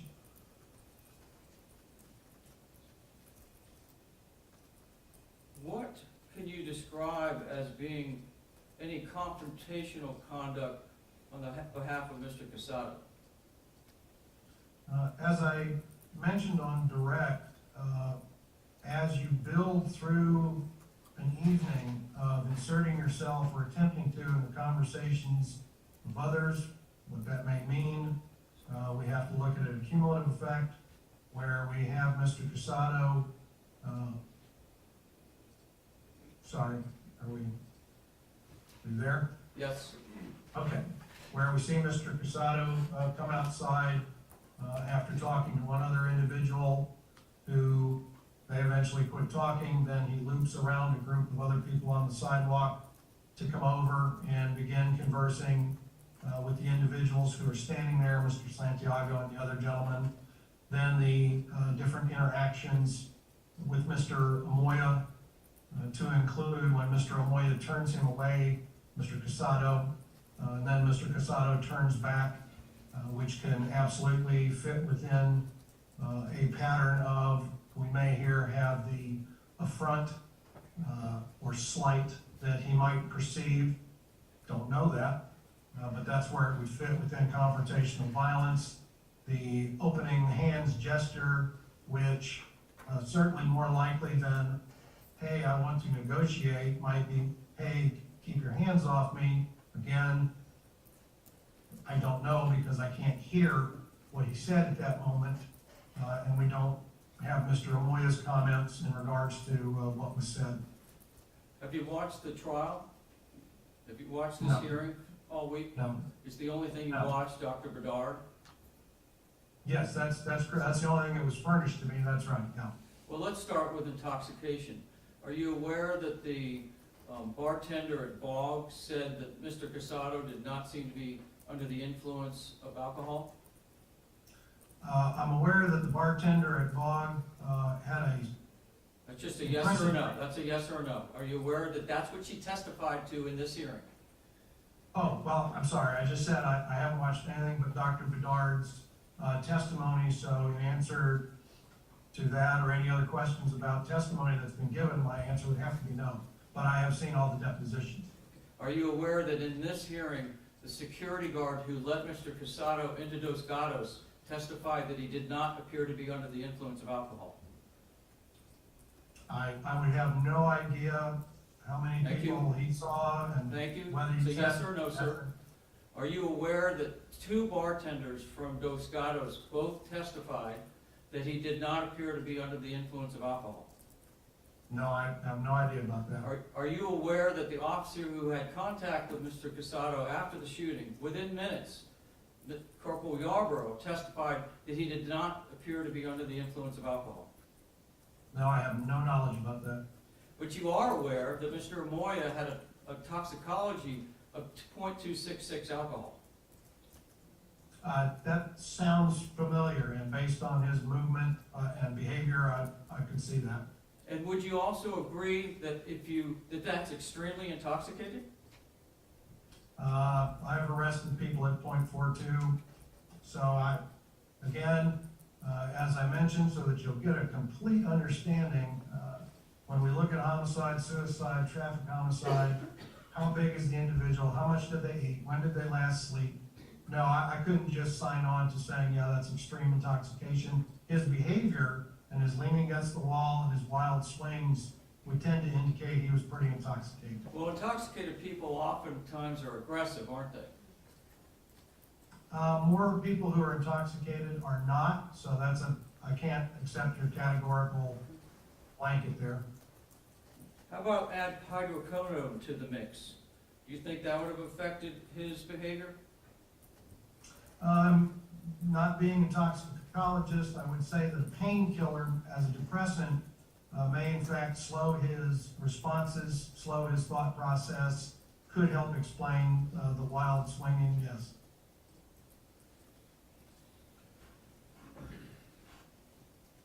But large amounts of alcohol and narcotics can trigger violent and uncontrolled behavior, can't it? In certain circumstances, there may be some effect because, of course, alcohol is both a depressant and a stimulant. And so you can have, again, as I testified to earlier, a lowering of inhibitions and decision-making by both Mr. Casado, Mr. Santiago, Mr. Amoia, any of the other people leaving the bar that night who had a fair amount of alcohol. Did Mr. Casado at any time exhibit violent or uncontrolled behavior? He shot Mr. Amoia several times. I'm sorry? Say it again? He shot Mr. Amoia to death. After he was in fear of death, would you agree with that? He was in fear of great bodily harm? You're testifying to the record, Counselor. I'm not aware that Mr. Casado provided that as a statement anywhere, but at his shooting, you asked me the question, was there any violent behavior by Mr. Casado? And he pulled a gun out of his pocket and he shot Mr. Amoia. I would only just offer that I observed that. I'm going to read from your book called The Use of Force in Criminal Justice and see if you agree with me on page 159. There's a frequent connection between alcohol use and aggressive behavior. You agree with that? As we talked about, so that you're not cutting me off again, that manuscript was completed in 2017. I didn't know here in 2022 we'd be sitting here, so your use of a snippet that I either did write or didn't, since I'm not looking at that book, whether that's a quote or I said that, is there a connection? Yes, I testified already earlier that in confrontational violence and homicide, alcohol is very frequently present. This is from the same book, the same page. Just tell me if you agree with the statement that's in your book. I appreciate you offering to tell me how to testify. Counselor, this isn't my first try. I've told you that. Go ahead. Thank you. Various ingested substances can trigger violent or uncontrolled behavior. I think that's an accurate statement. And would you agree that Mr. Amoia exhibited violent and uncontrolled behavior? I wouldn't characterize it that way. I'm sure that that's certainly how you might view it, or others. I did say wild swinging, the lowered inhibition, the fact that after, however it's viewed by the court, or the lead up to it, that he did in fact strike Mr. Casado in the face and tried to repeatedly open hand slap him and strike him. Yes, I saw all that. In your testimony, you didn't mention the word fear one time, did you? So far today in testimony, I don't believe I have. Is fear critical to the analysis of a stand your ground case? Not necessarily, because that may be something that we don't know of. In those last, couple of seconds, Mr. Amoia, what fear he felt, what Mr. Casado may or may not have felt in terms of fear, to what degree, and whether that affects the proportion of using a firearm in that circumstance. So, to the extent we can know it, it might be helpful to at least hear about it. So when you're talking about proportionality, you don't calculate fear into the equation? Oh, it absolutely can be calculated in. But you do not calculate it in this equation in this case? I don't have any information to work from as far as fear goes. Well, since you're here to testify about stand your ground, and we're here pursuant to Florida Statute 776012, it provides that a person is justified in using or threatening to use deadly force if you finish that sentence. Well, you're doing another memory test of somehow, I don't know if you're trying to impress upon the court that I don't have all the Florida statutes memorized. Just this one, sir. Oh, just this one? Well, I'm sorry, in 40 years, I've written a lot of different things. I'll sustain the objection. Stop, doctor, I've sustained the objection. Stop answering, please. Ask your next question. Thank you. Did you notice in the videos in the bar that Mr. Casado appeared to have friendly conversations with a number of different people? I can recall at least one where he was sitting at the end of a bar talking to a young lady, and it's hard to characterize friendly or unfriendly without hearing it. It did not seem unfriendly for whatever benefit that is. Did you also see him talking to a man with a hat on? I can't recall. Do you remember seeing him hugging a man with a hat on before he left the bar? No, I don't recall that. Does it help you if you would know that in this hearing, the people in the bar testified that he was polite, that he was not, there was nothing hostile, there was no threatening behavior? Can you put that as part of your calculation, or is that not relevant? Oh, no, certainly. You said, is that helpful? It's helpful only to provide a springboard to point out that what happens the next moment or the next minute or the next 20 minutes is not necessarily tied to the fact that you were not confrontational or hostile towards somebody who was in the bar. So when he walked out of the bar, have you seen the video where he also had a conversation with a different person outside the front door? Yes, sir, I already referred to that a few minutes ago. And just by looking at that video, did it appear to be a friendly conversation? I did not see indications in that conversation of any hostility. And they actually shook hands a couple times as they parted, didn't they? It seems as though they did. I do seem to recall that, yeah. And is it your testimony that Mr. Casado walked over towards the group of men on the wall? Well, and I know there was a certain amount made yesterday of characterizations of like confederation and things like group.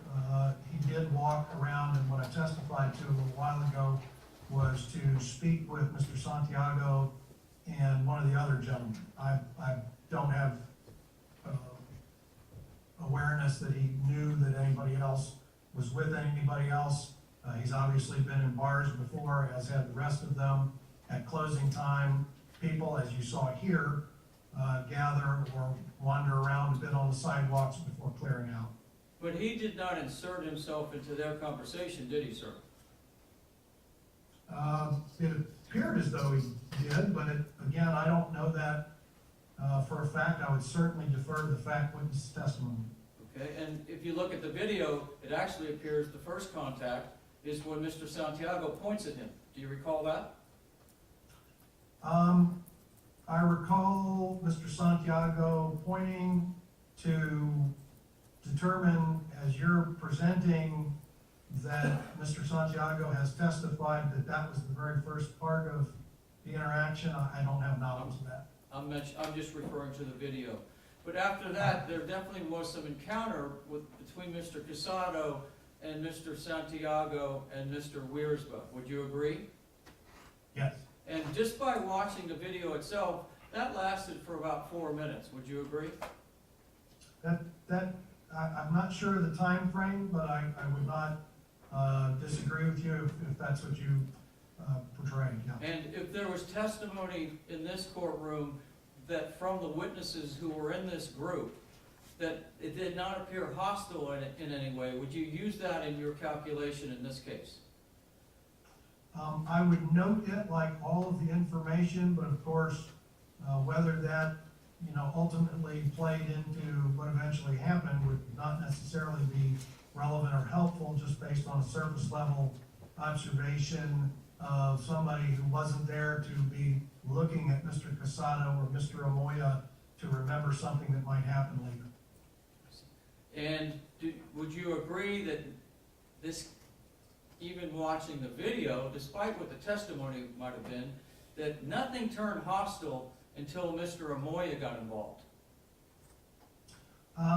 No, we can't know that, because again, we don't know Mr. Casado's motivations, intent, thought processes leading up to being in the conversation, being apparently told, don't want you in the conversation, and why. That's not my question. I'm trying to answer. Okay. That's not my question. Would you agree that nothing seemed hostile until Mr. Amoia became involved in the conversation, which included Mr. Casado? I'm sure there are, as you're portraying, a number of fact witnesses who could give you a knee-jerk response as to where something that a layperson sees as hostile, as opposed to understanding the dynamics of what may have been unfolding. So if I put myself in the role of a layperson for a second, I didn't see anything hostile. And if the testimony is consistent with that, will you agree that nothing appeared hostile until Mr. Amoia got involved? I'll defer to whoever has testified and what weight, of course, the court puts on it, which is the province of the court. And is the timing of events important? In other words, how long Mr. Casado has to react to different situations? I mean, in other words, let me give you an example. If he got mad and went to his car and got a gun and came back 5 minutes later and shot, that would be different than being suddenly attacked and pulling out his gun in fear. Would you agree that that's a difference? With your hypothetical, if those were the two choices that existed, clearly there's a difference in these two hypotheticals you presented. So the timing is critical in your evaluation. Timing can be important, as I said earlier, that an event can be unfolding over a long period of time, or it can be something that happens relatively quickly. Give me an idea of how much time period it was once Mr. Amoia became involved and he touched him, he put his hands on Casado. How much time went by? How much time between when Mr. Amoia turned him and what? No. I'm at 58 seconds before the first shot, sir. Mr. Casado turns towards the wall. How much time was there an encounter between, any encounter, either looking at each other, talking to each other, between Mr. Casado and Mr. Amoia before Mr. Amoia put hands on? I don't know. Isn't that an important thing to know? Well, I know yesterday, of course, for Dr. Bedard, you had the slides up there with the timestamp on it, so is it important? It can be, as I said, whether it was 1 minute, or it was 1 minute and 15 seconds, or if it was 3 minutes. If you continue to perhaps be present in a place where someone's trying to exclude you, and then someone turns you away, and then someone acts in a certain way, and then the slaps occur. No, it's not necessarily relevant in terms of how much time. Certainly your example of go to the car, get a gun, come back, and I've certainly been involved in those cases as well. Now you're looking at a different situation. Have you reviewed the video that has the timestamps? I'm sure I have. When? Well, as we talked about in the deposition, it was prior to when we had the deposition, and that there were the issues of what the timing and the time stamps of those were. And again, I appreciate all the questions about the temporal nature of what the cameras were showing, but again, the answer to your question is I've reviewed the videos. Well, when I asked you in deposition, you weren't aware of the timing. Well, as I said, and that's without benefit of having the deposition, there was, I think, the issues of the time stamp, not how long in each, but what the accurate time was.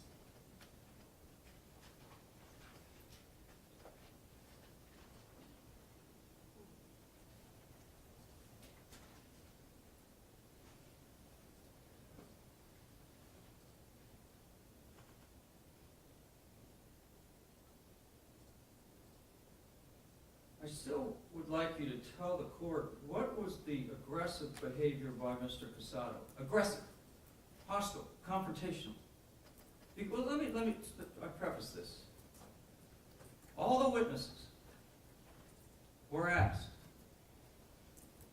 all the group, was Mr. Casado confrontational? No. Was he hostile? No. Was he threatening? No. Was he aggressive? No. Did he use cuss words? No. Do you accept that? I'm sorry, I'm still trying to process the question. You didn't withdraw. Do you accept that as part of your evaluation? That there's no testimony that he was aggressive in any way?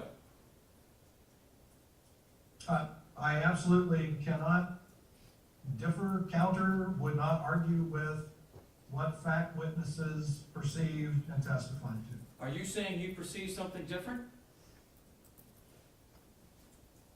Well, your question was about the analysis, and what I've pointed out is, since none of those people, as far as the record shows, came out that evening to pay attention to Mr. Amoia nor Mr. Casado, I give it the weight that Judge Smith might in terms of relevance as to what they did or didn't perceive. I've already granted to you in your previous questioning that I did not see hostility. But you do see hostility for Mr. Amoia, correct? You see him come off the wall and point at Mr. Casado, correct? I saw him point down, I saw him point up. There was a variety of things that I would not interpret as this is a prelude or what we teach officers is a pre-attack indicator, but rather a drunken person either making a point, we don't know, he's not here, Mr. Amoia, he's dead, or whether eventually through his alcohol consumption he's getting annoyed and Mr. Casado's not getting it. Getting I what? don't know. Getting what? That apparently that Mr. Amoia did not want to continue a conversation with him. And so And that's- can Mr. Amoia then maybe walk away? Well, surely Mr.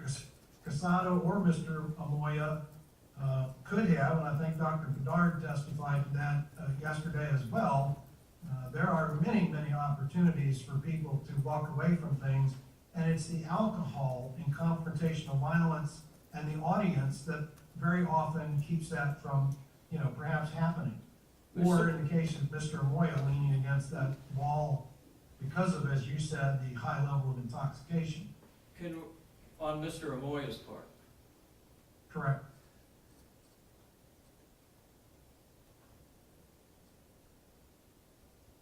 So, do you believe that the group was mocking Mr. Casado? Again, I don't interpret group. I do also work in crowd control and crowd management. Group implies kind of specifically individuals gathered together for some kind of purpose. I saw intoxicated men outside of a bar after closing.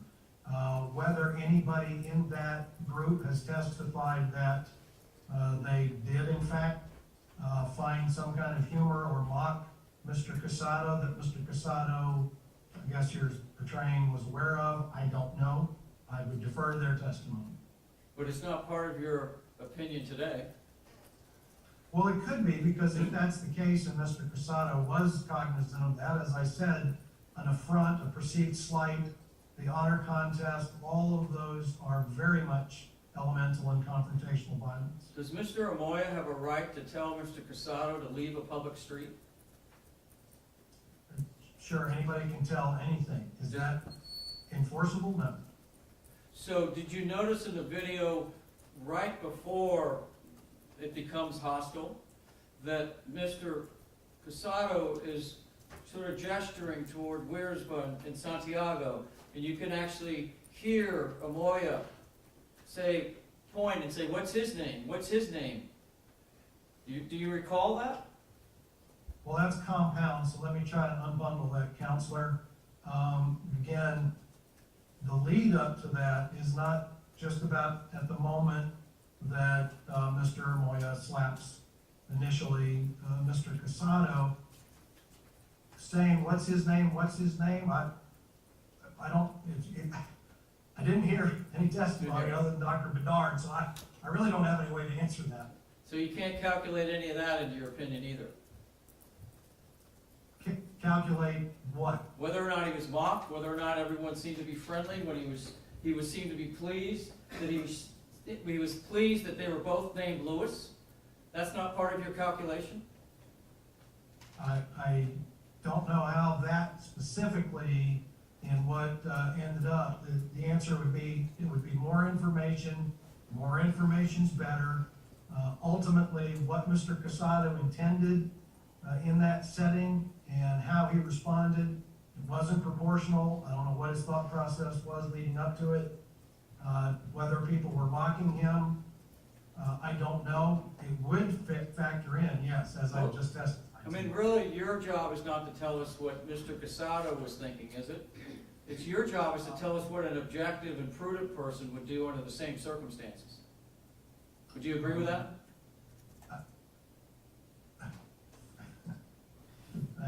Yes, I don't know what Mr. Casado was thinking, as I testified to repeatedly, even after listening to an hour and a half of Dr. Bedard attempt to do just that. But isn't the standard what you're supposed to testify to what an objective and reasonable person would do?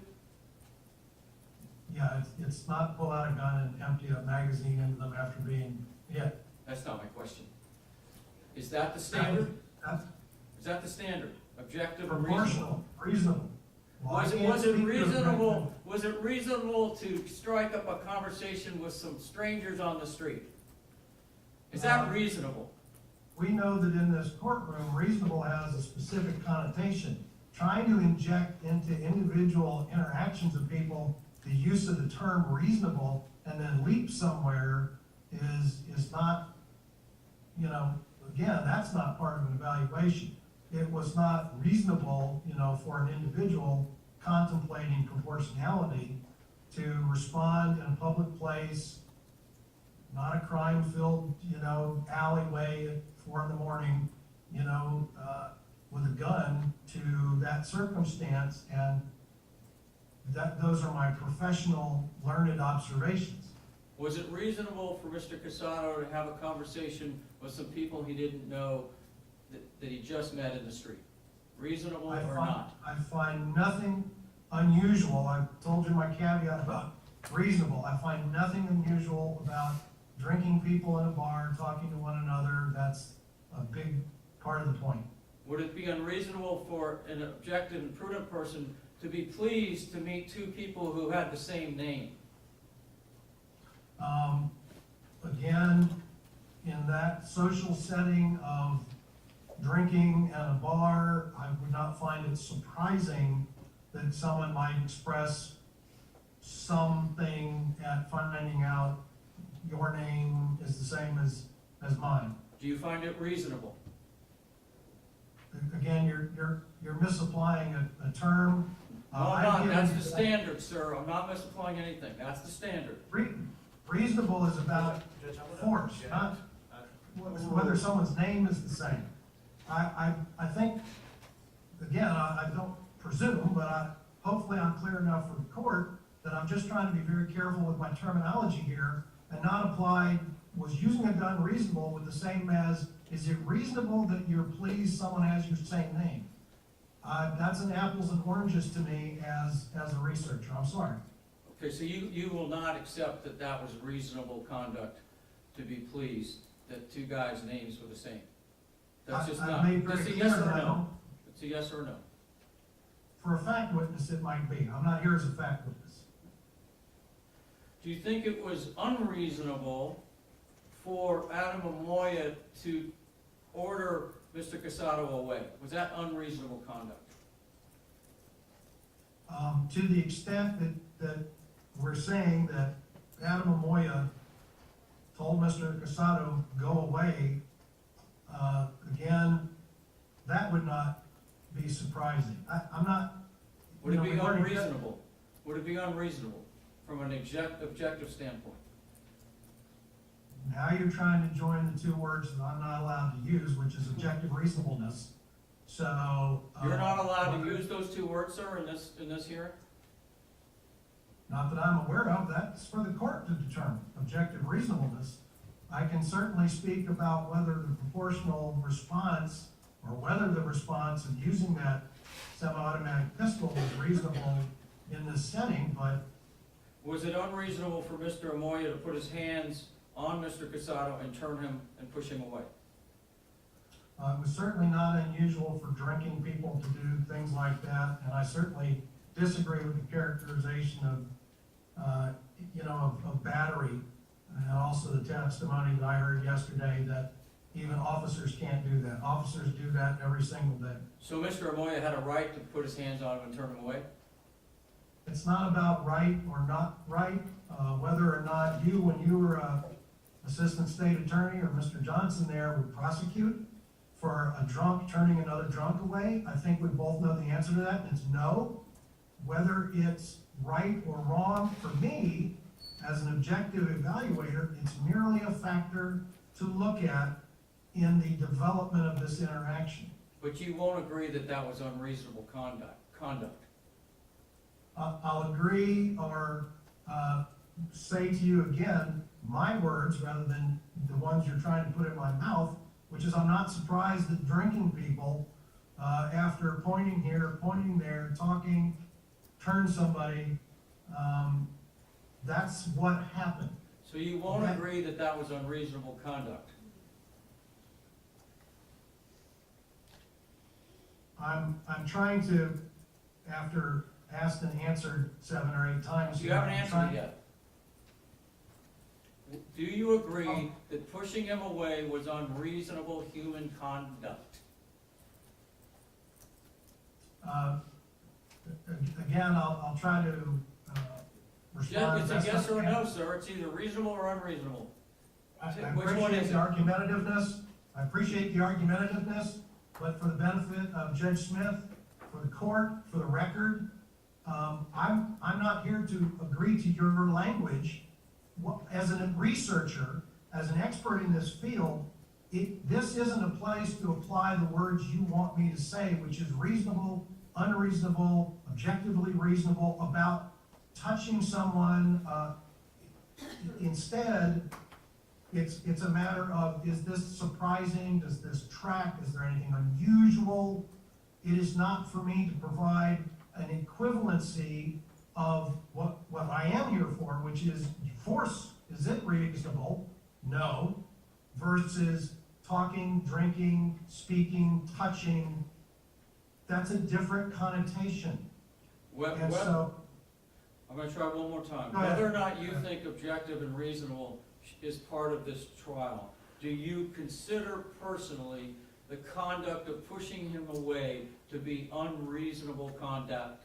Yes or no? I'm going to object. This has been asked and answered several times. I can't get an answer, but okay, all right.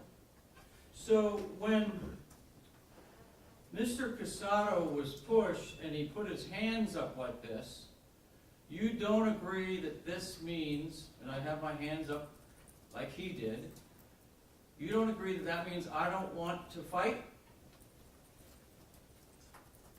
what I testified to earlier, and again, we have a compound here because with Mr. Amoia turning him and directing him to go off somewhere, when he turned back around and raised the hands, that could be interpreted certainly either as, hey, don't touch me, or hey, I just want to stay and talk to you guys.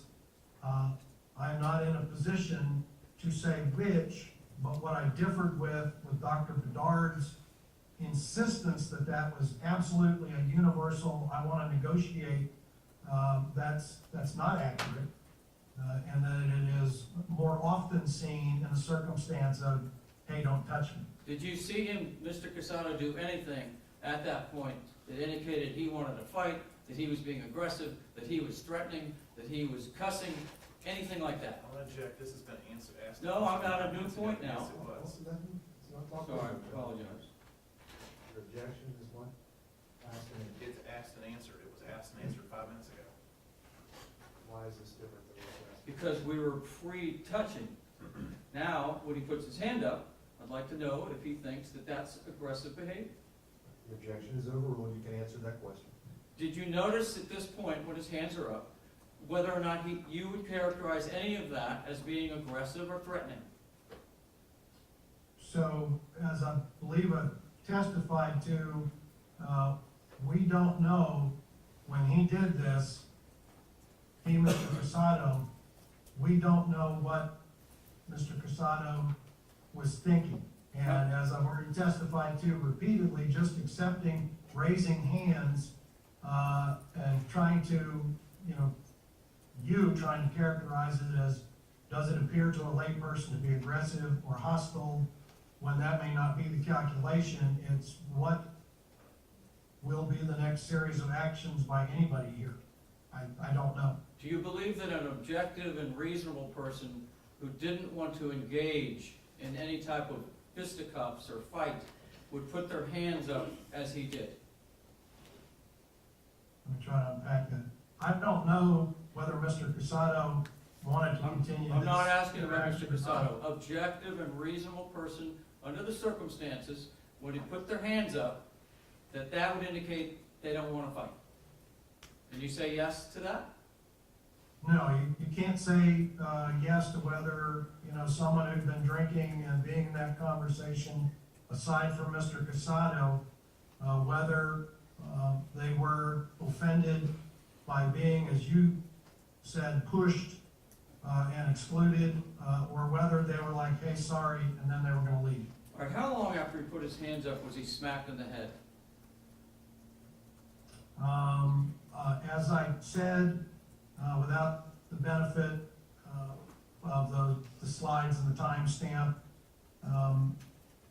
I don't know exactly prior to Mr. Amoia striking Mr. Casado, how long in between that was. Do you think he was given time to walk away? Was Mr. Casado given time to walk away? Once he put his hands up, yes. Well, certainly. I know the How about after testimony. how long after the first hit was the second Can I hit? finish? Can I Yes, finish? yes, answer? sir, sorry, I apologize. Thank you, I appreciate it.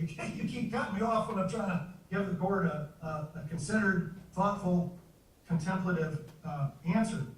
I think I recall, if we freeze frame this down to like a second until it happened, and again, I appreciate your attempt and desire to focus on that second, as opposed to when he was assumedly told, walk away, when he was turned and pushed or, directed away.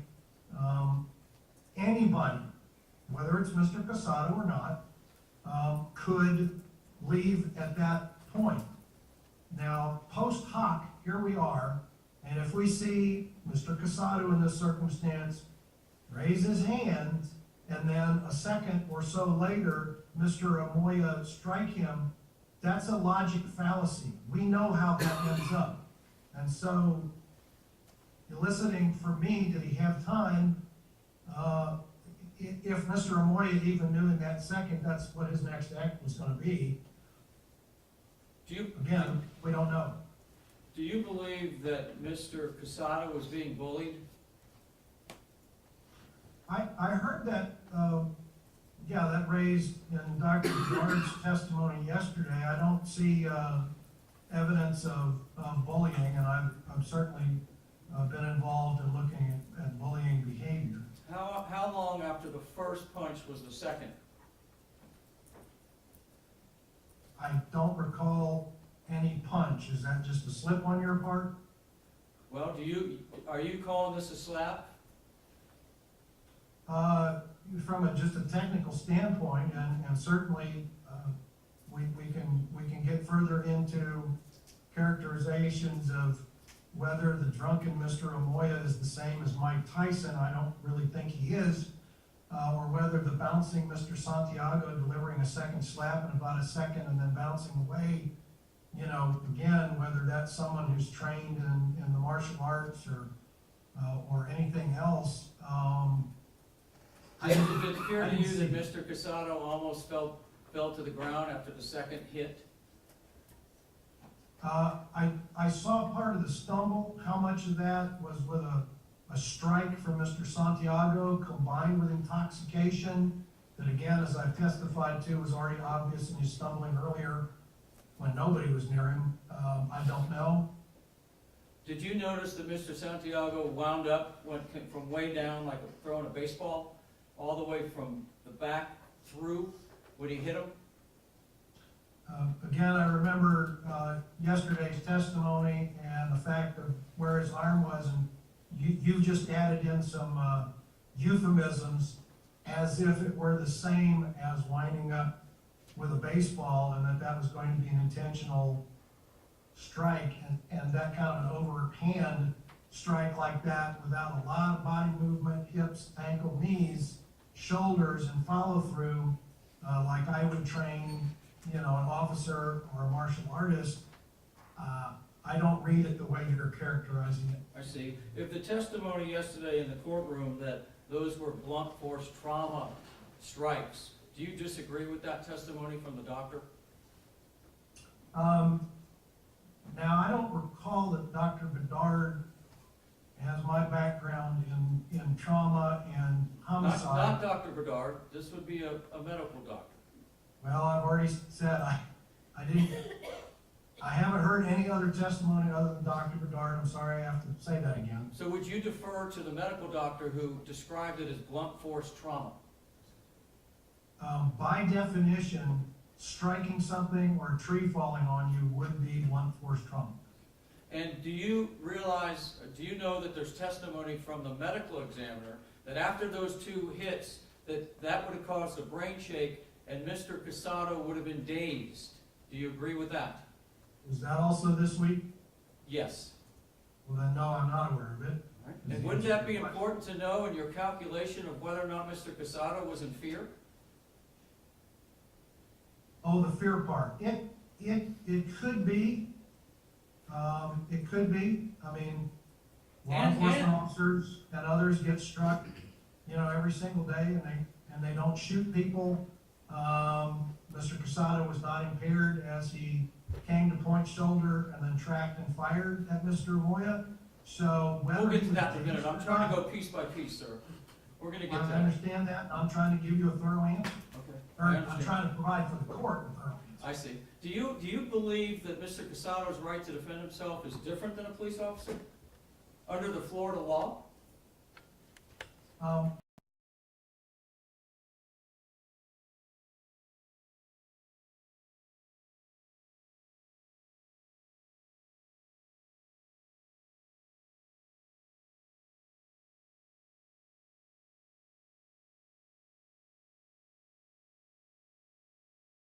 A police officer as to a citizen. Well, I didn't say that. It's the same. That's your testimony. Is it the same? Under Florida law, is their rights to defend themselves the same, to use deadly force? If a law enforcement officer shot somebody in this circumstance, they would be charged. I'm asking you if they are under the same law for self-defense. Again, you're asking me, about what does the statute say, and this is what the court's going to determine. This is not what the fact witnesses or a couple of expert witnesses or medical doctors or optometrists are going to be able to give weight on. What I am able to say is it is not the same as a law enforcement officer in this circumstance from the standpoint of, do you understand threat? Can you go from a couple of open palm strikes or several in a crowded area with people around at light and 4 security officers inside and telephones in everyone's hand? Can you pull your gun out as an officer and shoot someone dead in that circumstance? You cannot. You will be charged. That's not my question. That's not my I question. understand that, but that's my area. I understand. As a criminologist, can you tell me if the self-defense law in the state of Florida applies equally to a police officer as it does a citizen? It's a yes or a no. Whether it's written exactly the same, I'm not sure. And so in an abundance of caution of not being caught by you saying a word wrong and reading something into that, I'm not certain. Do you believe that when Mr. Casado's eyeglasses were knocked off, that would have increased a level of fear? It could. And do you believe that after the first 2 blows, that continuous blows to the head could knock him down? If that had happened and he'd been knocked down, that could. Do you believe he has to suffer great bodily harm for him to be able to have immunity from the stand your ground law? That's not my area to address. Do you realize that that he retreated over 10 feet after being hit the first 2 times? I'm aware that in my evaluation and looking at how that unfolded, that as he was withdrawing the firearm from his right front pocket, he stepped backwards several steps. That's where I testified to earlier about how you can see him in the camera view stepping backwards, not falling backwards, and shooting and tracking to the right and continuing to shoot. That's what you can see. Do you realize that he fell back into the wall?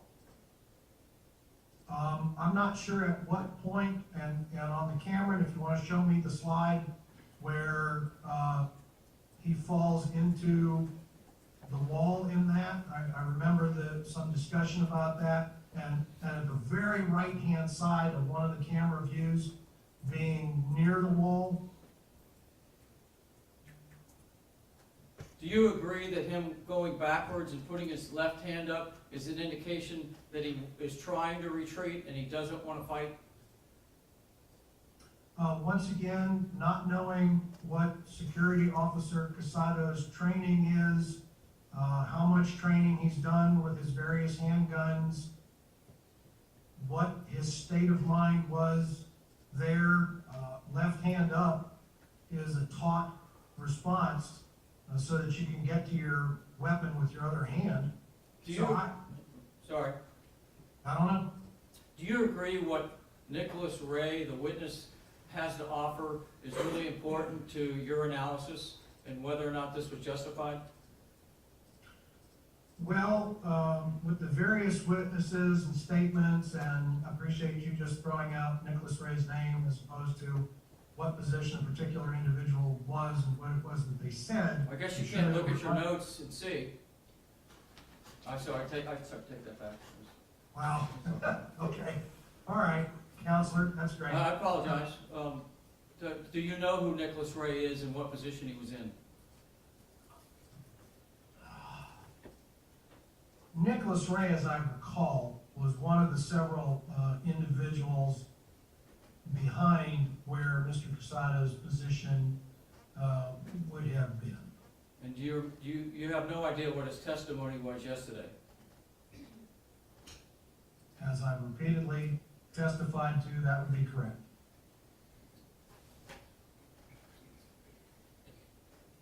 Could his testimony be important in your calculation?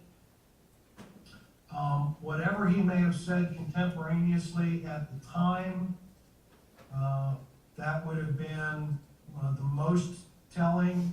And at this point, very often we would see that be placed up to where we could be reminded of what that was, as opposed to something that he said that I have no knowledge of until you're about to tell me. If I read this to you, would it may affect your opinion? It might, as long as you gave me a comparison of what Mr. Ray said at the time of the shooting. Well, at the time of the shooting, he said that he was being knocked back into the wall, he was being hit in the head, and then his eyes rolled back into his head, and he looked dazed, like a boxer. That's a lot of observation for Mr. Ray to make, and I'm sure the court will evaluate it as the court sees fit as to whether his angle would have allowed him to see or know that, or whether Mr. Ray's testimony may have been affected by human factors of his own. Do you believe that he was in a position to see what I just said? Again, not recalling whether he was around enough to see in an instant, and I'm trying to remember part of yesterday's testimony of whether for any brief matter of milliseconds that Mr.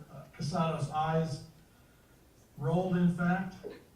They may or may not have, but clearly did not affect his handling of the firearm. Well, that's a perfect example, though, of someone who is dazed from punches. Would you agree? Like a boxer? What's the perfect example? The witness who's feet away saying that his eyes rolling back, and he looked dazed. Doesn't that indicate that he's, in fact, let me add one more thing to this. He testifies that he thought he was gonna fall down and he was gonna try to catch him, but the wall caught him. Does that factor into your analysis at all? Let me try to add those. So again, first of all, separating Mr. Casado's actions and Mr. Amoia's actions from what Mr. Ray claimed either at the time contemporaneously, which I told you in deposition was more important than the evaluation, or what now, some considerable time later, Mr. Ray may or may not have said, whether he thinks he saw eyes roll for some period of time, days, falling. It certainly, is what the witness says, and how much we can intuit from that, whether first it's accurate, based on whatever his alcohol consumption was, his anger was, his own perception of how much weight his providing information would be to the officers present. I don't know. Sir, are there any other factors that you think you should have or did consider that would suggest that Mr. Casado was afraid that his actions were reasonable, that you haven't offered thus far? I'm not sure. It sounds like you're asking me to reevaluate on the spot here about what Well, the defense would say. I'm looking in your book on page 7, and there's a whole chapter charge called "Who is in charge of the encounter?" Would you agree that Mr. Amoia and Mr. Santiago were in charge of the encounter? Well, now that's, I'll say, not intentional, I'm sure, on your part, but misleading the court, since that book was talking about a police officer interacting with somebody and who's really in charge of what occurs in that encounter. So, I will attempt to first make a very clear distinction that that book, manuscript that was finished 5 years ago, had nothing to do with Mr. Amoia and Mr. Casado or two civilians in a drunken interaction on the street, and say that who is in charge of that may come down to how the court may rule here in terms of what the court feels. So you Based don't, on all this testimony. I'm trying to be accurate here. you do not agree, and you can't tell this court that you believe Amoia and Santiago were in charge of this encounter. In other words, it was unpredictable to Casado. He was not in charge. Would you agree with that? No, I don't know that, because I don't know I see. what he was thinking, and whoever's driving the car, if you've been drinking, you may claim you're in charge of the car. You say in the book, it's the reality of the unpredictable in human behavior that is ever present in the mind of the officer. Isn't it also ever present in the mind of the person being attacked? In this case? Well, I know you're just plucking sentences out of a 200-page textbook and applying it to this particular case, and of course that was about officers, but no is the answer to your question, because again, law enforcement officers have specific training and specific psychological job roles that have to do with analyzing movement and behavior. We can certainly suspect that had Mr. Amoia believed that, as Dr. Bedard said, that Mr. Casado should think everybody has a gun, and if Mr. Amoia thought everybody has a gun, he probably wouldn't have slapped anybody, drunk or not. So, no, and we'd have, people shot all day long, everywhere as a result of drunken interactions and slapping. Well, don't you think that it's actually more unpredictable for the citizen as opposed to the trained officer when you're in a situation like this, where there's a sudden fray? No, because the officer's typically in an enforcement situation or an inquiry situation, not two people outside of a bar who've been drinking at the end of the day. So again, this attempt to make direct comparisons to law enforcement is unsupported. Okay, well, is there any difference in this? The human officer, unable to read minds or intentions ahead of overt behavior, is left catching up to a fastball that has already been hurled. Isn't that what Mr. Casado is, the position he's in? The human citizen as opposed to the human officer? It's unable to read their minds? Will you agree to that? Is he unable to read their minds? Can you tell me yes to that? Well, that's different. See, all right, so which question do you want answered? The first one or the second one? Do you agree that this sentence applies to Mr. Casado? No. That's all I needed to know. Okay?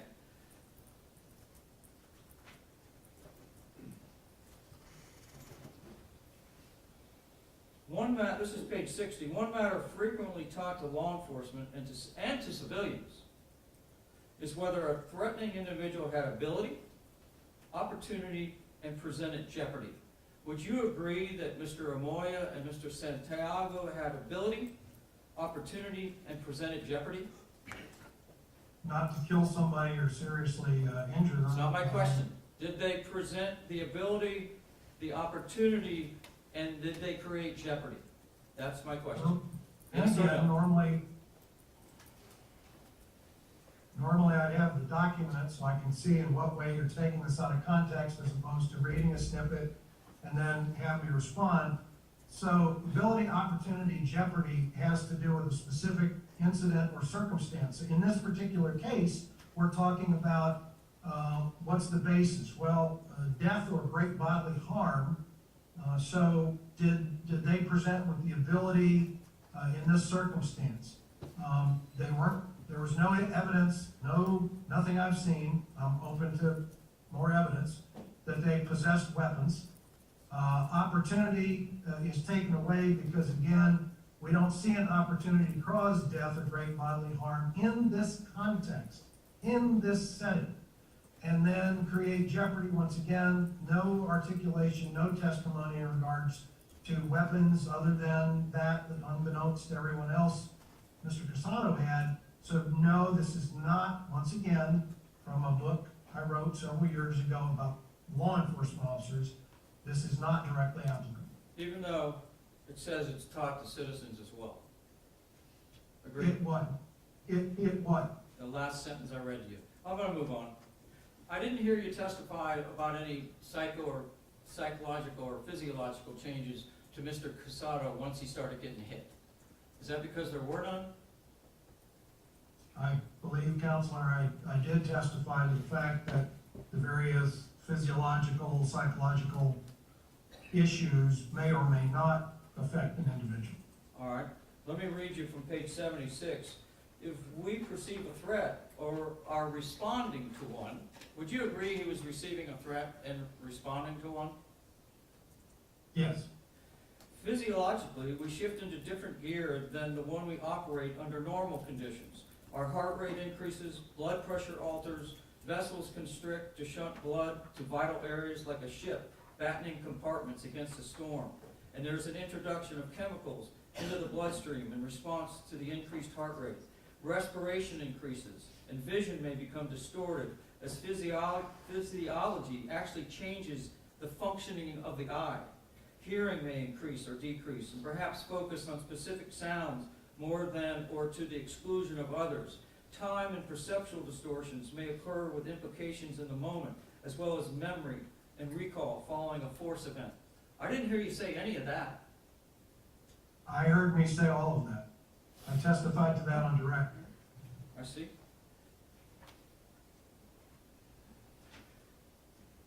Do you agree that you can't, it's unfair, it's inappropriate to have 20/20 hindsight when he's making decisions in 15 seconds and you're deciding over a period of hours, days, months? Doesn't your book say that the courts have even recognized that not using 20/20 hindsight to evaluate the reasonableness of an officer's force? Is that different for a citizen? Okay, I'll undo the compound there again.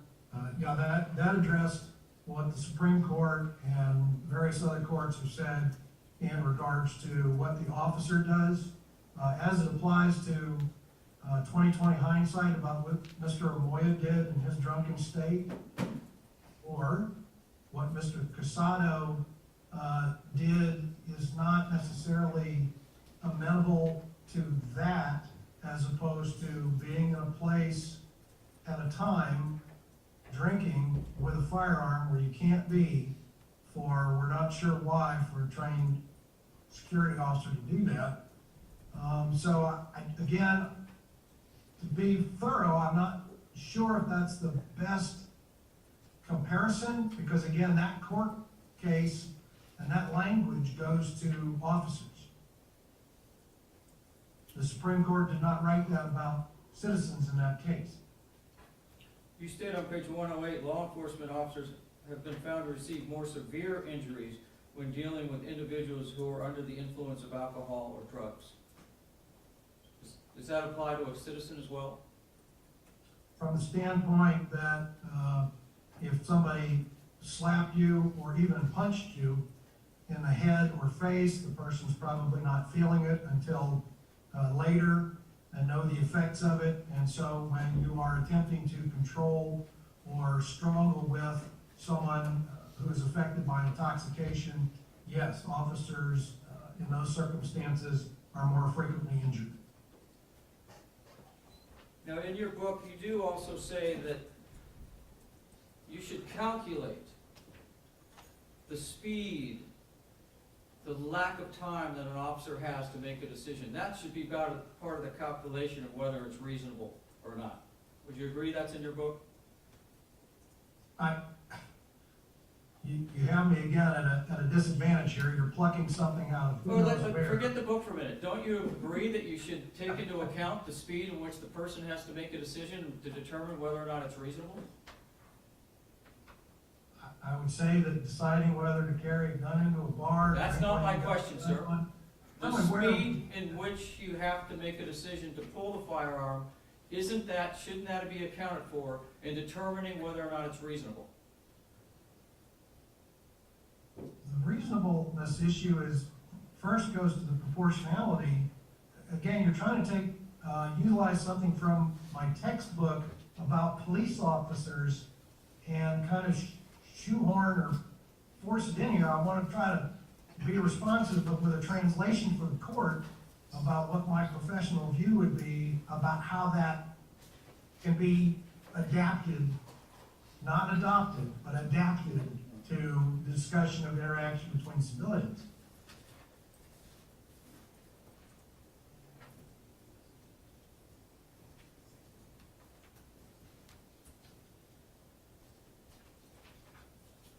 All right, I'm going to read from your book and tell me if you agree with this statement. The reasonableness of a particular use of force must be judged from the perspective of a reasonable officer on the scene, and its calculus must embody an allowance for the fact that the police officers are often forced to make split-second decisions about the amount of force necessary in a particular situation. Do you agree with that sentence? I agree about police officers, and as Judge Smith knows, that even though I say that in the book, in the court setting where I find myself typically, I can't speak to objective reasonableness. That's an ultimate trier of fact issue. Do I agree with what I said about police officers? Yes. Doesn't that apply to a citizen as well? The whole sentence you just Yes, read? sir. The whole, Yes, sir. The whole part of it? Yes. Again, this case, the evaluation and my rebuttal of Dr. Bedard goes to proportionality. I'm not asking you about that, sir. I'm asking you about this sentence. I'm trying to answer your question that I wrote about police officers 5 years ago and adapt it, as I said, to what you want, which is about Mr. Casado, and I'm trying. I want to be responsive. I want to be respectful to the court and provide the full information explanation that I can. And the idea that, decision-making is often time compressed, that is absolutely true. And how the people got into that time compression situation is also absolutely irrelevant. I'm gonna change one word of the sentence and ask you the question again. The reasonableness of a particular use of force must be judged from the perspective of a reasonable citizen on the scene, and its calculus must embody an allowance for the fact that the citizen are often forced to make split-second decisions about the amount of force necessary in a particular situation. Is that a true and accurate statement? It's incomplete. Do you realize that there was, you don't realize this, that there was testimony yesterday that if the assault would have continued, that Mr. Casado would have suffered great bodily harm? You're not aware of that? By who and with what credentials? By the assailants. Do you disagree with that, or will you defer to the medical doctor? Well, you said the assailants, who was Mr. Amoia, so it wasn't. Mr. Santiago? He's So asking- Mr. Santiago, you're saying testified asking that had you- it continued, and then you said a medical doctor. So is it that Mr. Santiago testified that? No, Had- a medical doctor testified that if the hitting would have continued, he would have suffered great bodily harm. Obviously, taking that out of the context of however long this medical doctor was on the stand and what the factors were, to just pluck a statement like that out, I don't have any comment about it at all. Now, you told me earlier, you're not a psychologist, but were you able to listen this morning to Dr. Miller, who is a neuropsychologist? Well, you know I wasn't. I've testified to that many times now. But you've recited him in your books, haven't you? You've quoted him, or you've cited him. Do you know I've that? written a lot of things. I don't know. I'm not aware of that. What's his name? Dr. Lawrence Miller. The name rings a bell. That's all the questions. Redirect. I have none, Your Honor. All right, thank you. This is going to log off the doctor. Doctor, we're going to log off. Thank you for your testimony today.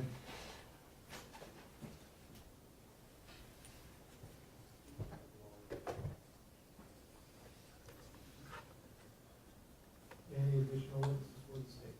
No, Your Honor, we're done. All right, it's 12:45. Let's talk about, both sides indicated they wanted to make closing arguments, and then both sides indicated they also wanted to see proposed orders.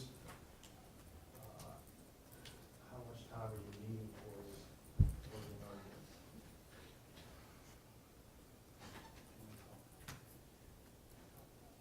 30 minutes?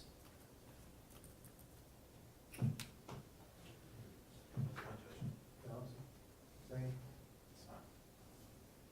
All right, we'll come back at, Are you talking about 30 minutes from now, well, or? we're gonna have lunch break now. Okay. 1:45.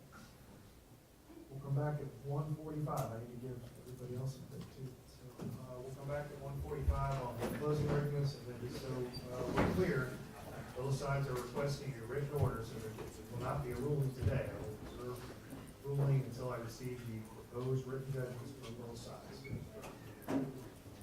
All right, we'll be in recess for 1 hour. Court's in recess.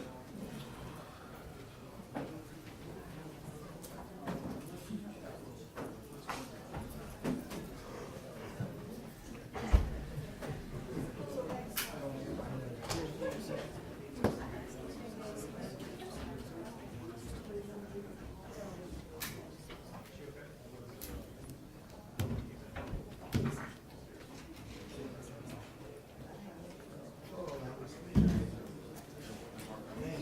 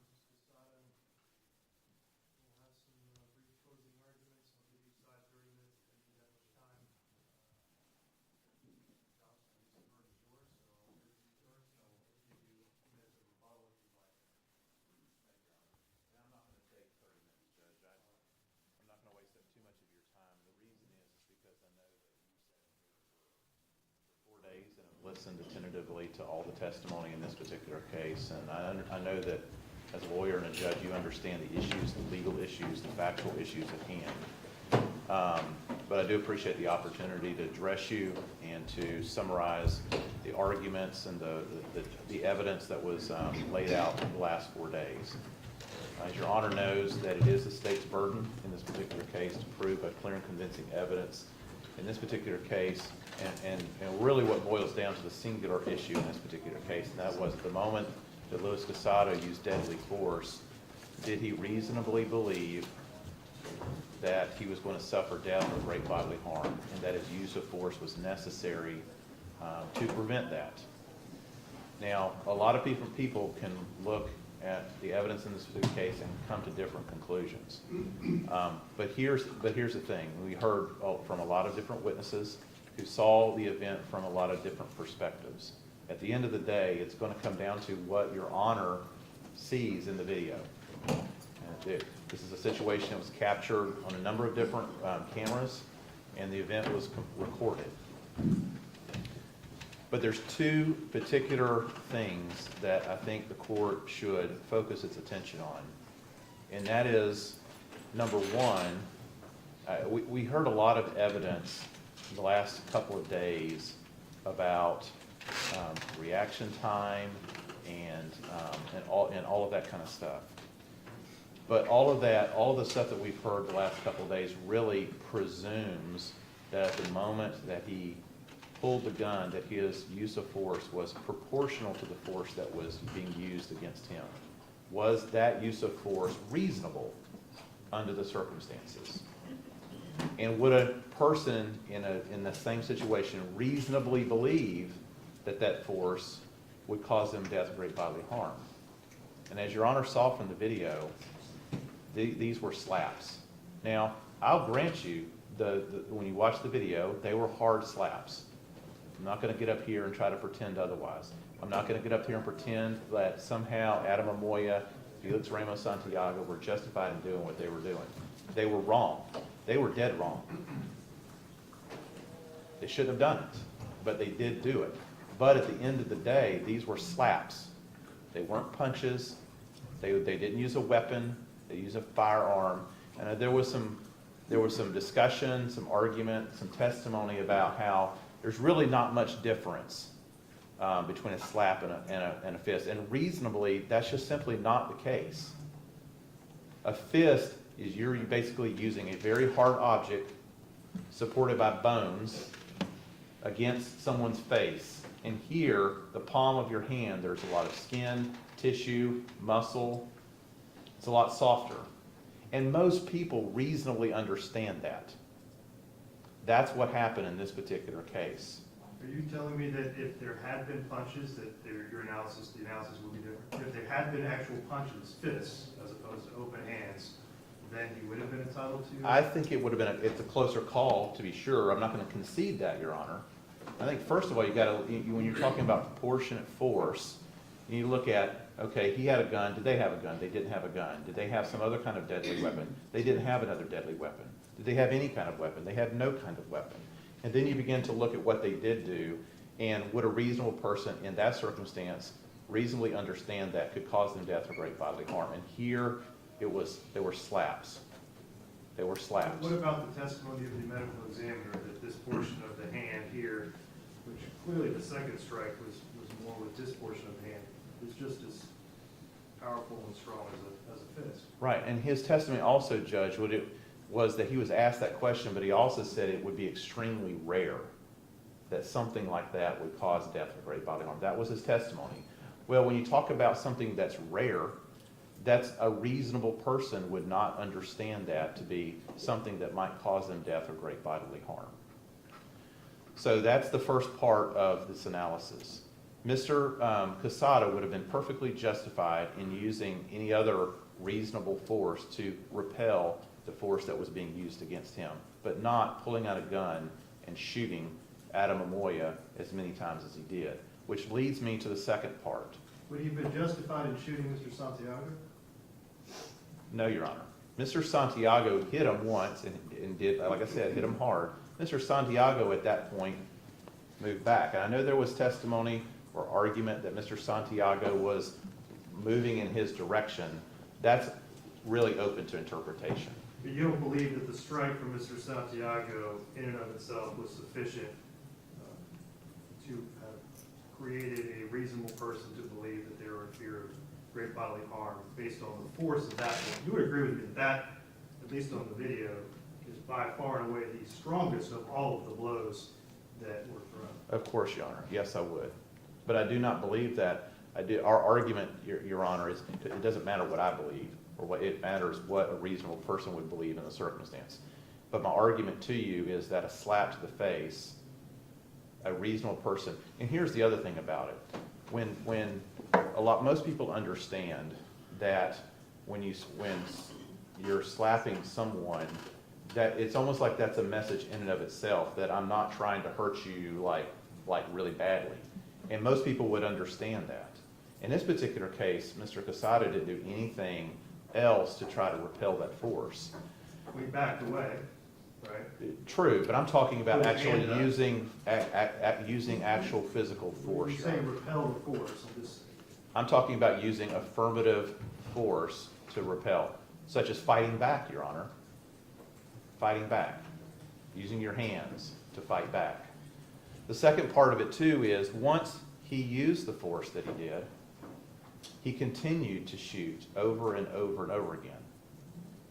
And there was a lot of testimony about, well, a person is going to, once they see that the force is no longer necessary, it takes some period of time for that to register in the brain, and then that to be communicated to their limbs in order to stop using the force. But as Dr. Huff pointed, if you look at that video, Your Honor, and you watch the video as he's shooting, you see Adam Amoia turn and begin to run. And he continues to shoot, and not only shoot, it's not like he's just holding his hand out and shooting over and over and over in one place. He's tracking him. You can see the gun moving as Adam Amoia is running away in a diagonal fashion. You can watch him, and even with the testimony that we heard from Dr. Bedard talking about reaction time, whenever, I think it was actually the psychologist that testified today that said that your brain it tells you to do one action, and then it has to tell you to do the other action to take your finger off the trigger. Well, here, the brain is telling him to move his arm. I mean, he's moving, he's tracking that Mr. Amoia as he's trying to run away. So it shows that clearly he understood and realized that Adam Amoia was no longer a threat to him. And the only evidence I've heard so far as the timing from first shot to the seventh shot is 1.6 seconds. Yes, Don't dispute that time. I don't dispute that, Your Honor. And the reason that's important about him tracking and shooting him as he's running away, the reason that's important is because it is the lower back wound where, as you heard the testimony from Dr. Fulcher, enters the lower back, and it's at a steeply upward trajectory, goes through the lungs, the kidney, the heart, through the aorta. And it's at such an angle where it's clear that Mr. Amoia is bent and he's running away. He had time to stop doing what he was doing. The video evidence I submit to you, Your Honor, showing him tracking Mr. Amoia as he's running away demonstrates that. What evidence have you presented during the course of this hearing to show that he had the ability, that refutes the evidence that the defense put on, that he did not? What expert testimony did you present that shows that he did not actually have the ability to stop, or that he did have the ability to stop? Well, given what you know and right. what you've probably seen in police shootings and things of that Right. nature, that within 1.6 seconds this entire event occurred. Your Honor, you heard the testimony from Dr. Huff today, and you compare that to the testimony you heard from the defense's experts about reaction time and stuff like that. When you consider what they said in comparison to that movement of him tracking Mr. Amoia, you couple that together. I mean, the video is the evidence. The video is the evidence of his actions and whether or not he really, and if you watch that video, Your Honor, Adam Amoia gets further and further and further away. By the time he gets hit in the back, he's probably 10 feet away. 10 feet away. And so, Your Honor, that would submit to you that those two factors, number one, this was not proportionate force. A reasonable person in the same situation would not perceive these slaps to justify using deadly force. And also, even if it did, the fact that he continued to shoot Mr. Amoia as he ran away and tracked him as he did so also shows this was not reasonable under the circumstances, Your Honor. And I would ask on that basis, based on the law, based on the evidence, that you deny the defendant's motion for immunity.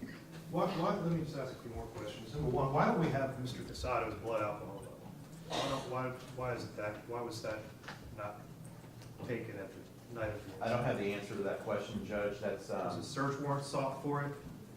no, Your Honor. You indicated, I've yet to hear any argument as to the, whether or not he was engaged in an unlawful activity at the time. You charged him with possessing a concealed firearm inside the. That's correct. That is a crime, is it not? I'm Is it a sorry. crime? That is a crime, correct? It is, Your Honor. And so why are you not also arguing that is possession of that firearm? I mean, the crime is obviously designed to prevent people from going into bars where drinking is present with hidden guns. Yes, sir. Most likely to prevent this type of outcome, correct? Yes, sir. So what is so distinguishable about him possessing this firearm inside the bar versus taking 2 steps outside of the bar? Still under the same level of intoxication that he is, same with the same people who are all inside. They've now just moved just a few feet from inside that bar. What changed? I appreciate that question, Your Honor, but as an officer of the court, it's my understanding of the law, he was absolutely committing a crime when he went into the bar with a gun and during the entirety that he was inside that bar with the gun. Before he went into the bar, he was not. It's pretty clear he had a concealed weapons permit, and when he left the bar, the crime ended at that point. Well, doesn't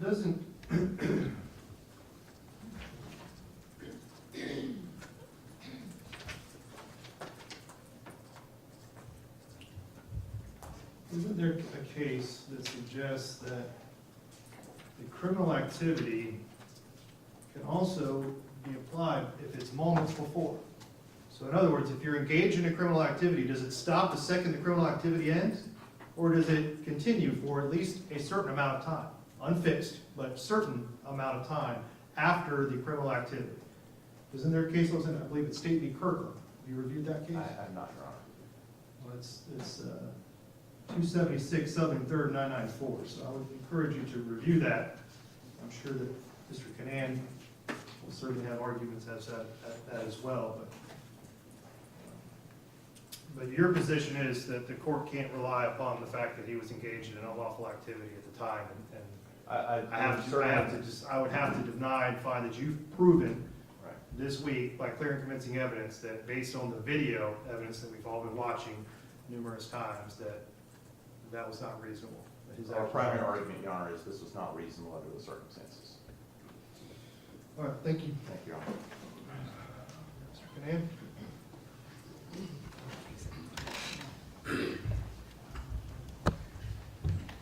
And just so I'm clear, you're both you still are requesting for written judgments, correct? So you're going to have some time to. Yes, sir. I know that I'm throwing some things at you, but you'll have an opportunity to address those in your proposed written orders. Just 1 minute.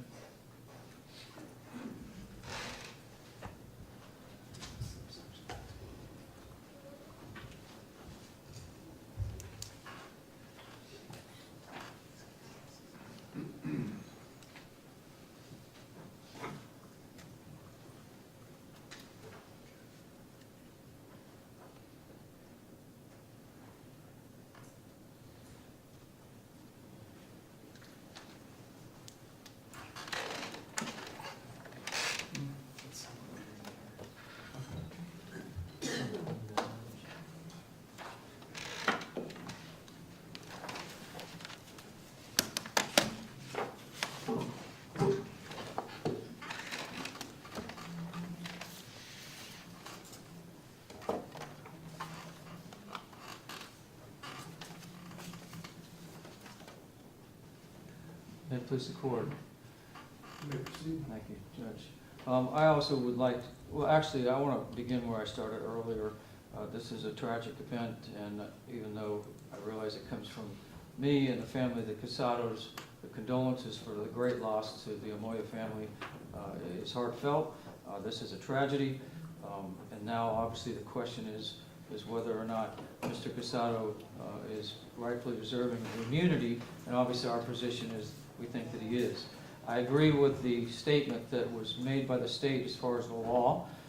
He's justified in using deadly force if he reasonably believed that using deadly force was necessary to prevent imminent death or great bodily harm. But also there's an or. Or if he was trying to prevent the imminent commission of a forcible felony. And I would argue to you that this is clearly a forcible felony, because a forcible felony would include an aggravated battery, an attempted aggravated battery, and so even if he wasn't in great bodily harm, he's allowed to use deadly force if there is a forcible felony being asserted upon him.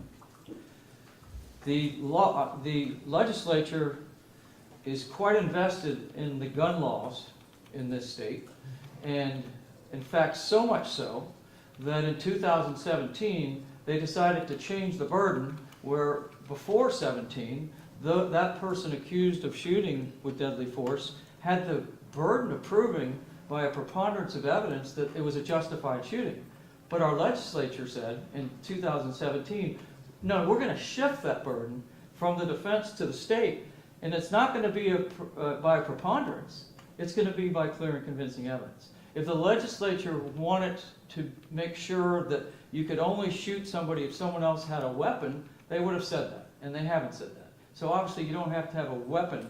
The other person doesn't have to have a weapon to fire the gun. You just have to be in fear of great bodily harm or death. The language from the case Bowie v. State at 292 Southern 3rd 471, clear and convincing evidence requires that the evidence must be found to be credible, the facts to which the witnesses testify must be distinctly remembered, the testimony must be precise and explicit, and the witnesses must be lacking in confusion as to the facts in issue. The evidence must be of such weight that it produces in the mind of the trier of fact a firm belief or conviction without hesitancy as to the truth of the allegations sought to be established. I would like to go through a brief rundown of what I think the facts showed. Let's talk about pre-hostility.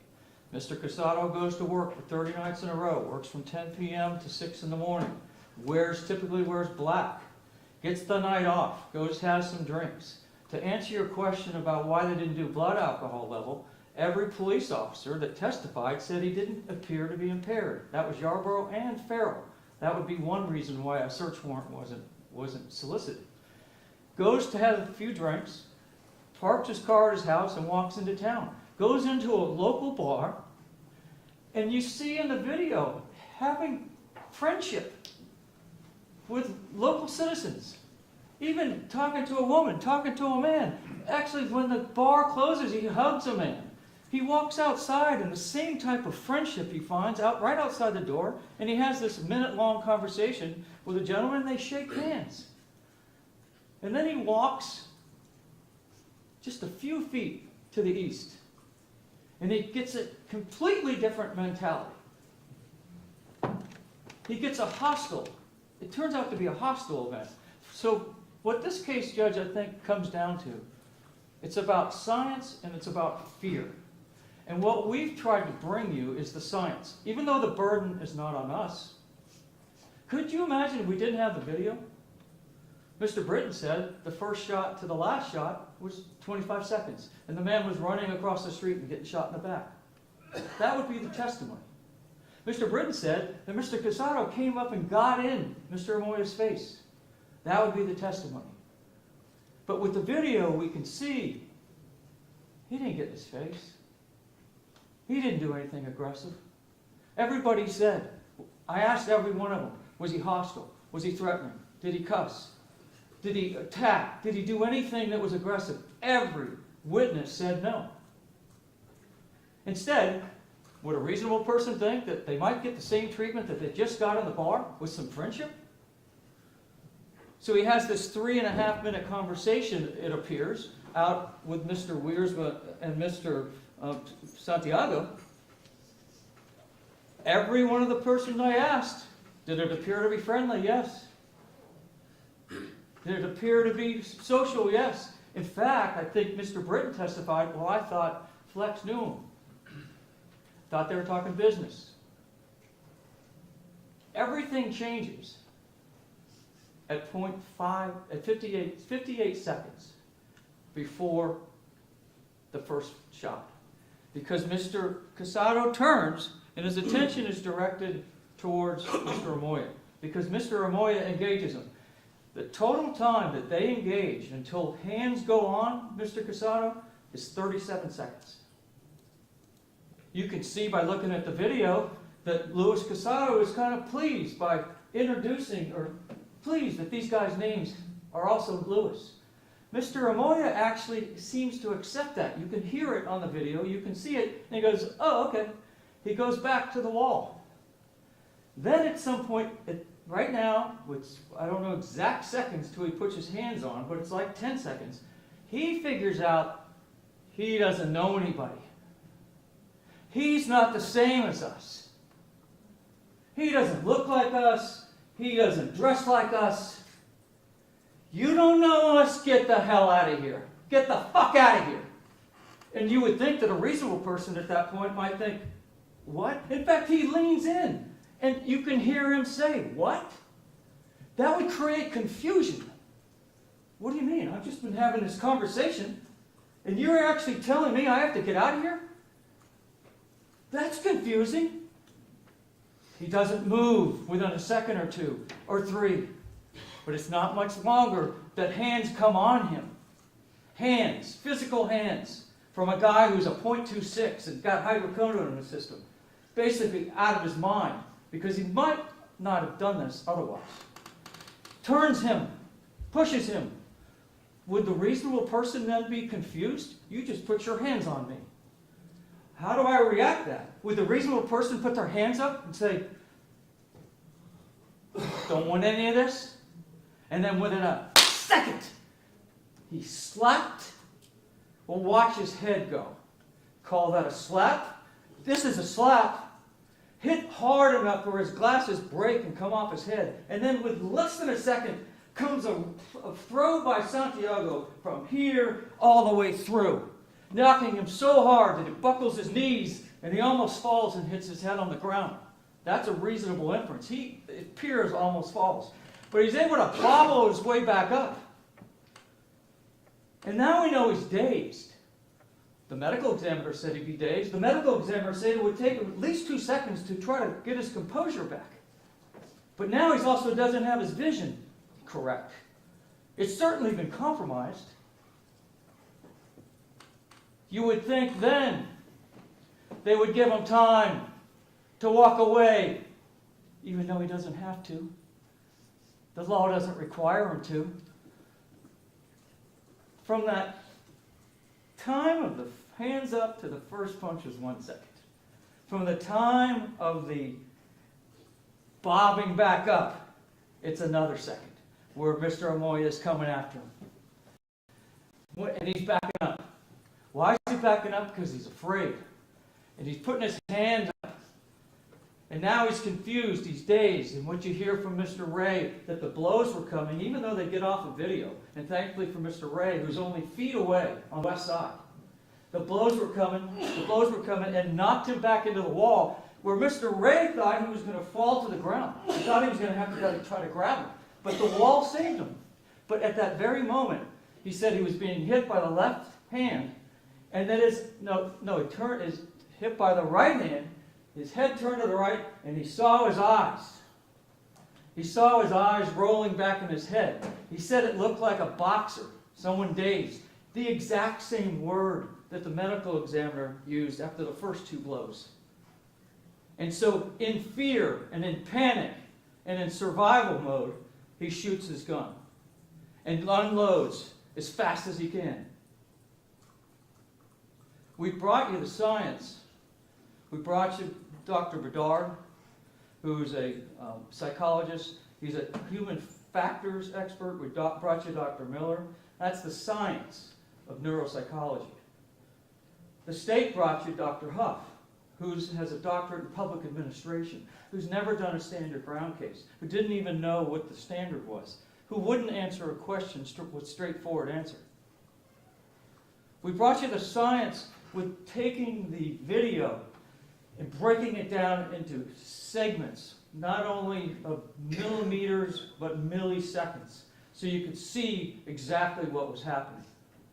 We brought you the science of what was happening to his head by talking to Fulcher when he said the head would be, the brain would shake, and it would cause him to be dazed. We brought you the science with Dr. Leak, who said that that's not slaps, that's blunt force trauma. She also testified that if this beating continued, he would have suffered great bodily injury. Dr. Fulcher said, well, it's rare that one slap could kill, but he said one slap can create great bodily injury, and he didn't put any qualification on that at all, that it happens all the time, one slap. And if you want, again, it's really kind of crazy to talk about those as being simple slaps. But the fact that Deidre Leak testifies that if he would have suffered great bodily harm, there's the answer to the question. Because if you noticed, right when the gun was going off, it hadn't ended. The left had come in, the right had come in, and if you notice, look at the left and the right, the hits were still coming. And what was Felix Ramos Santiago doing? Smiling, grabbing his crotch, and then coming back in. Would a reasonable person perhaps see that in some type of image coming back, or Mr. Britton turning on him and kind of putting his arms out like that? Could that create some additional fear? Where you think this gang is maybe more of them are going to attack you? Because you heard the testimony, you think of the worst case scenario when you get attacked unexpectedly. It's unpredictable, even though Dr. Huff wouldn't agree. In his own book, you don't know what these people want. You don't know their motive. It's unpredictable. That creates fear. Mr. Santiago, it's interesting. Did he have a weapon? No evidence that he did. No evidence that he did. But he was grabbing his crotch. And he was told to stay. His brother had just been shot. He was told by law enforcement to stay, but instead he disappeared. So did Mr. Wiersma. Mr. Santiago, who gave the greatest blow, as you said, Judge, could have been charged with felony murder. That's a good argument. Wasn't even charged with a battery. The bottom line is, we've brought you the science. We have showed you the science of fear. We've broken down the time. As far as the 1.6 seconds, and whether or not he knew that he was, the threat was over, that's from Dr. Huff. There's no evidence other than what Dr. Huff said, saying he's tracking the gun. We know that some bullets missed. It's not necessarily 1.6 seconds. The sixth shot was at 1.37. The seventh shot could have missed. But it's been real clear from the experts in psychology that his brain could not have told him in that amount of time that the threat was over. That's actually uncontested. The fact that he was going to suffer great bodily harm, if this continued, is uncontested. And the burden is not ours. 1 minute, please. As far as reaction times, I would ask you, and this is in evidence,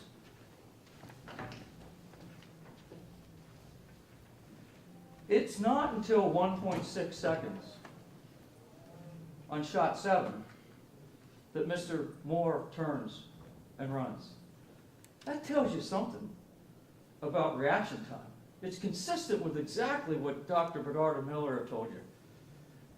And you can see that in the exhibit on shot 7.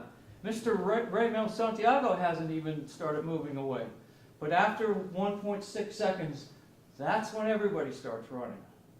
Because that's when they perceive that there's something bad going on.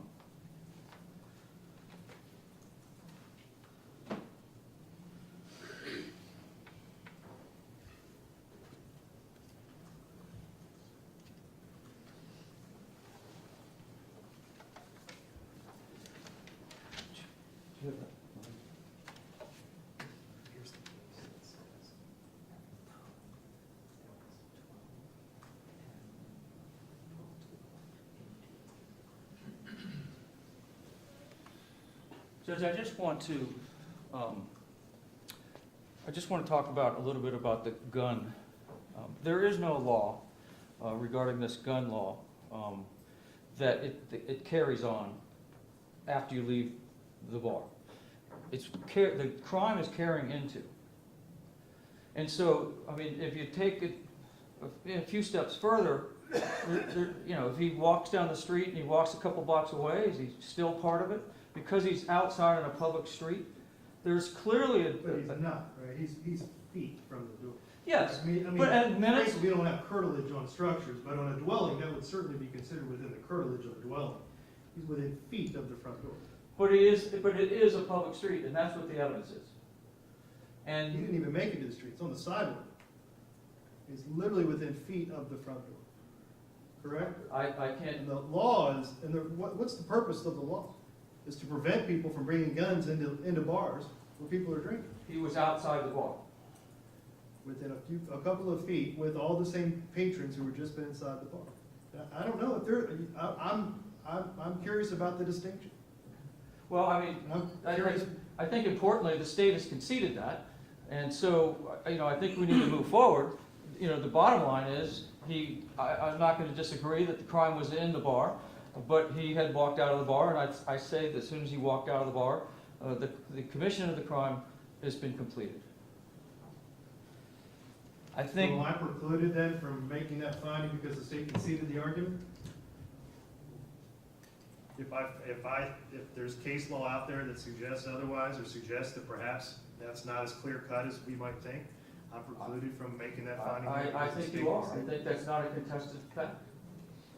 And I think based on all the evidence and based on this, the language of clear and convincing, Luis Casado, despite this tragic death, was put in this position and had to make really quick decisions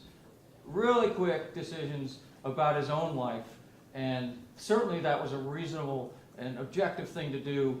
You know, the suggestion that he could have fought back with his hands, use common sense. You know that. That's what the jury instruction is. Can you imagine what would have happened if he started fighting back? That would have just put fuel to the fire. And let me tell you, what would Flex have done to him? What would Amoia have done to him? That would have been the worst thing he could have done for his body, for his life, for his survival. Even the way it was, they were going to put him on the ground. Is that an unreasonable inference that they wanted him on the ground? If not, why would you keep hitting him? You already got him 10 feet, 7 inches back, hitting a wall. Why don't you just leave him alone? Why don't you leave him alone when he puts his hands up? And now we're going to put him in the position where, no, you made the wrong decision. I'm sorry we only gave you 15 seconds to make this decision. That's your fault. You should have been smarter than that 15 seconds. That's unreasonable. He deserves immunity. Thank you. Thank you. Rebuttal if you'd like it. Just briefly, Judge, and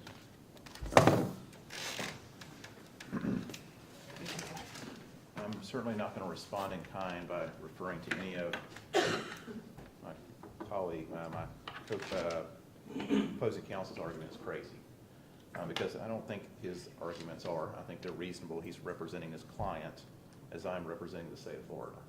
A grand jury returned an indictment in this particular case, and I'm representing that decision.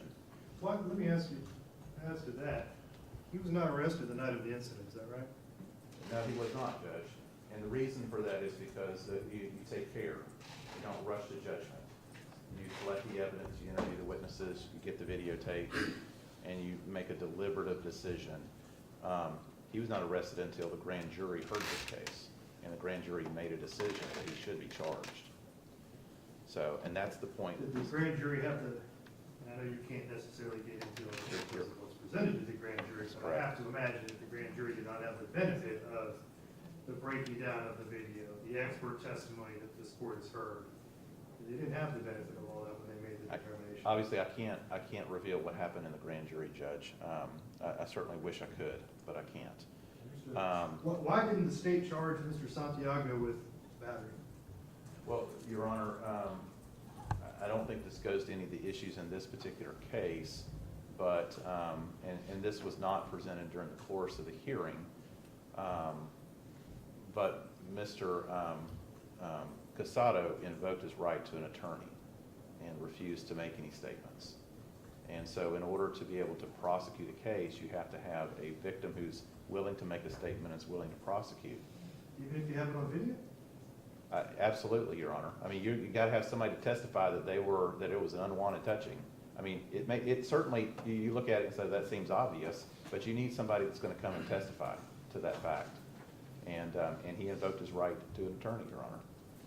So I came up for rebuttal to address a couple of points that counsel made, and that is, he was arguing that this is an either or, like he has to be in fear of death or has a reasonable fear of death, pre-violent, or be resisting a forcible felony. And counsel, unfortunately, is incorrect about the law on that. That has to be an independent forcible felony. What that contemplates is somebody is committing a robbery against you or a burglary against you. It's not the actual force that you're using at that time. It has to be a separate forcible felony. So he's. Let me just try to understand that. So you're saying if someone had come up and put a gun to his face, that would be an aggravated assault. That would not be a forcible felony that he could then pull out his gun and shoot him? Well, that would give him the reasonable fear of death or great bodily harm. It would fall in that category. I'm telling you, the case law, as I understand it, is there needs to be an independent forcible felony. The assault is the force that he's repelling. You can, So there's a robbery. That's right. But not necessarily just the aggravated assault. Correct, Your Honor. It kind of merges in with the conduct. And so that's my understanding of the law along those lines. And so anything else I would say, Judge, I'd just simply be repeating myself. I do appreciate your time in this particular case. All right, thank you both. I know that Mr. Johnson had indicated he needs some time for his, you're about to go into trial in Putnam County, and both sides are requesting time to provide the court with written arguments and proposed orders. I know that yesterday there had been a request to submit those at the end of December. What is the absolute earliest that, tell me when your trial is, Mr. Johnson. I mean, I don't want to stretch this thing out another month and a half before this court can rule on this My matter. trial is the week of December the 5th, Your Honor. Okay. And I'm also factoring in the holidays and stuff like that. But if will you be done the 9th? I anticipate that we will, Your Honor. So then you would be able to get it to me before, that would give you all the week of the 12th, and then we have the week of the 19th prior to breaking for Christmas holiday. So, how about, can you have it to me by the 16th of December? Would that be giving you enough time, Mr. Johnson? I think so, Judge. All right, Mr. Command, how about the 16th of December for proposed written orders? I believe we can do that. Very good. I'll have them by close of business on December 16th, 5 o'clock p.m. All right. Madam Clerk, I'm going to want the evidence. Do you have other copies of the evidence for me other than what you've already provided? Here's what you asked for. Okay.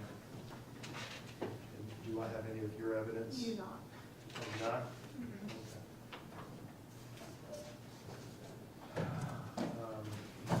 I know that this has been a very difficult week. I know that there's been a lot of very difficult time for everyone involved, and I will try to have this matter resolved, at least this portion of it, as quickly as I can. It's not lost on me that this has been going on for about a year and a half, and everyone wants to see a resolution as soon as possible. So I will do my best to make that as quick as possible. With that, we are adjourned. Court is adjourned.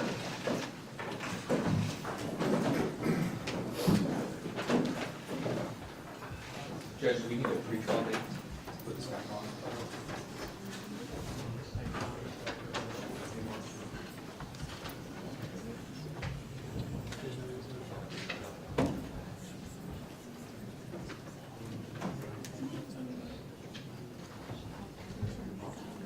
January 12th.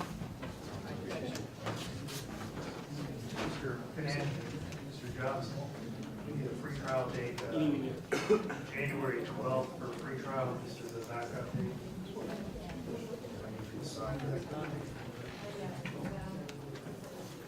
Madam Clerk, if I could get, once you've got it all processed, I would like all the evidence set up. Thank you all for working on it.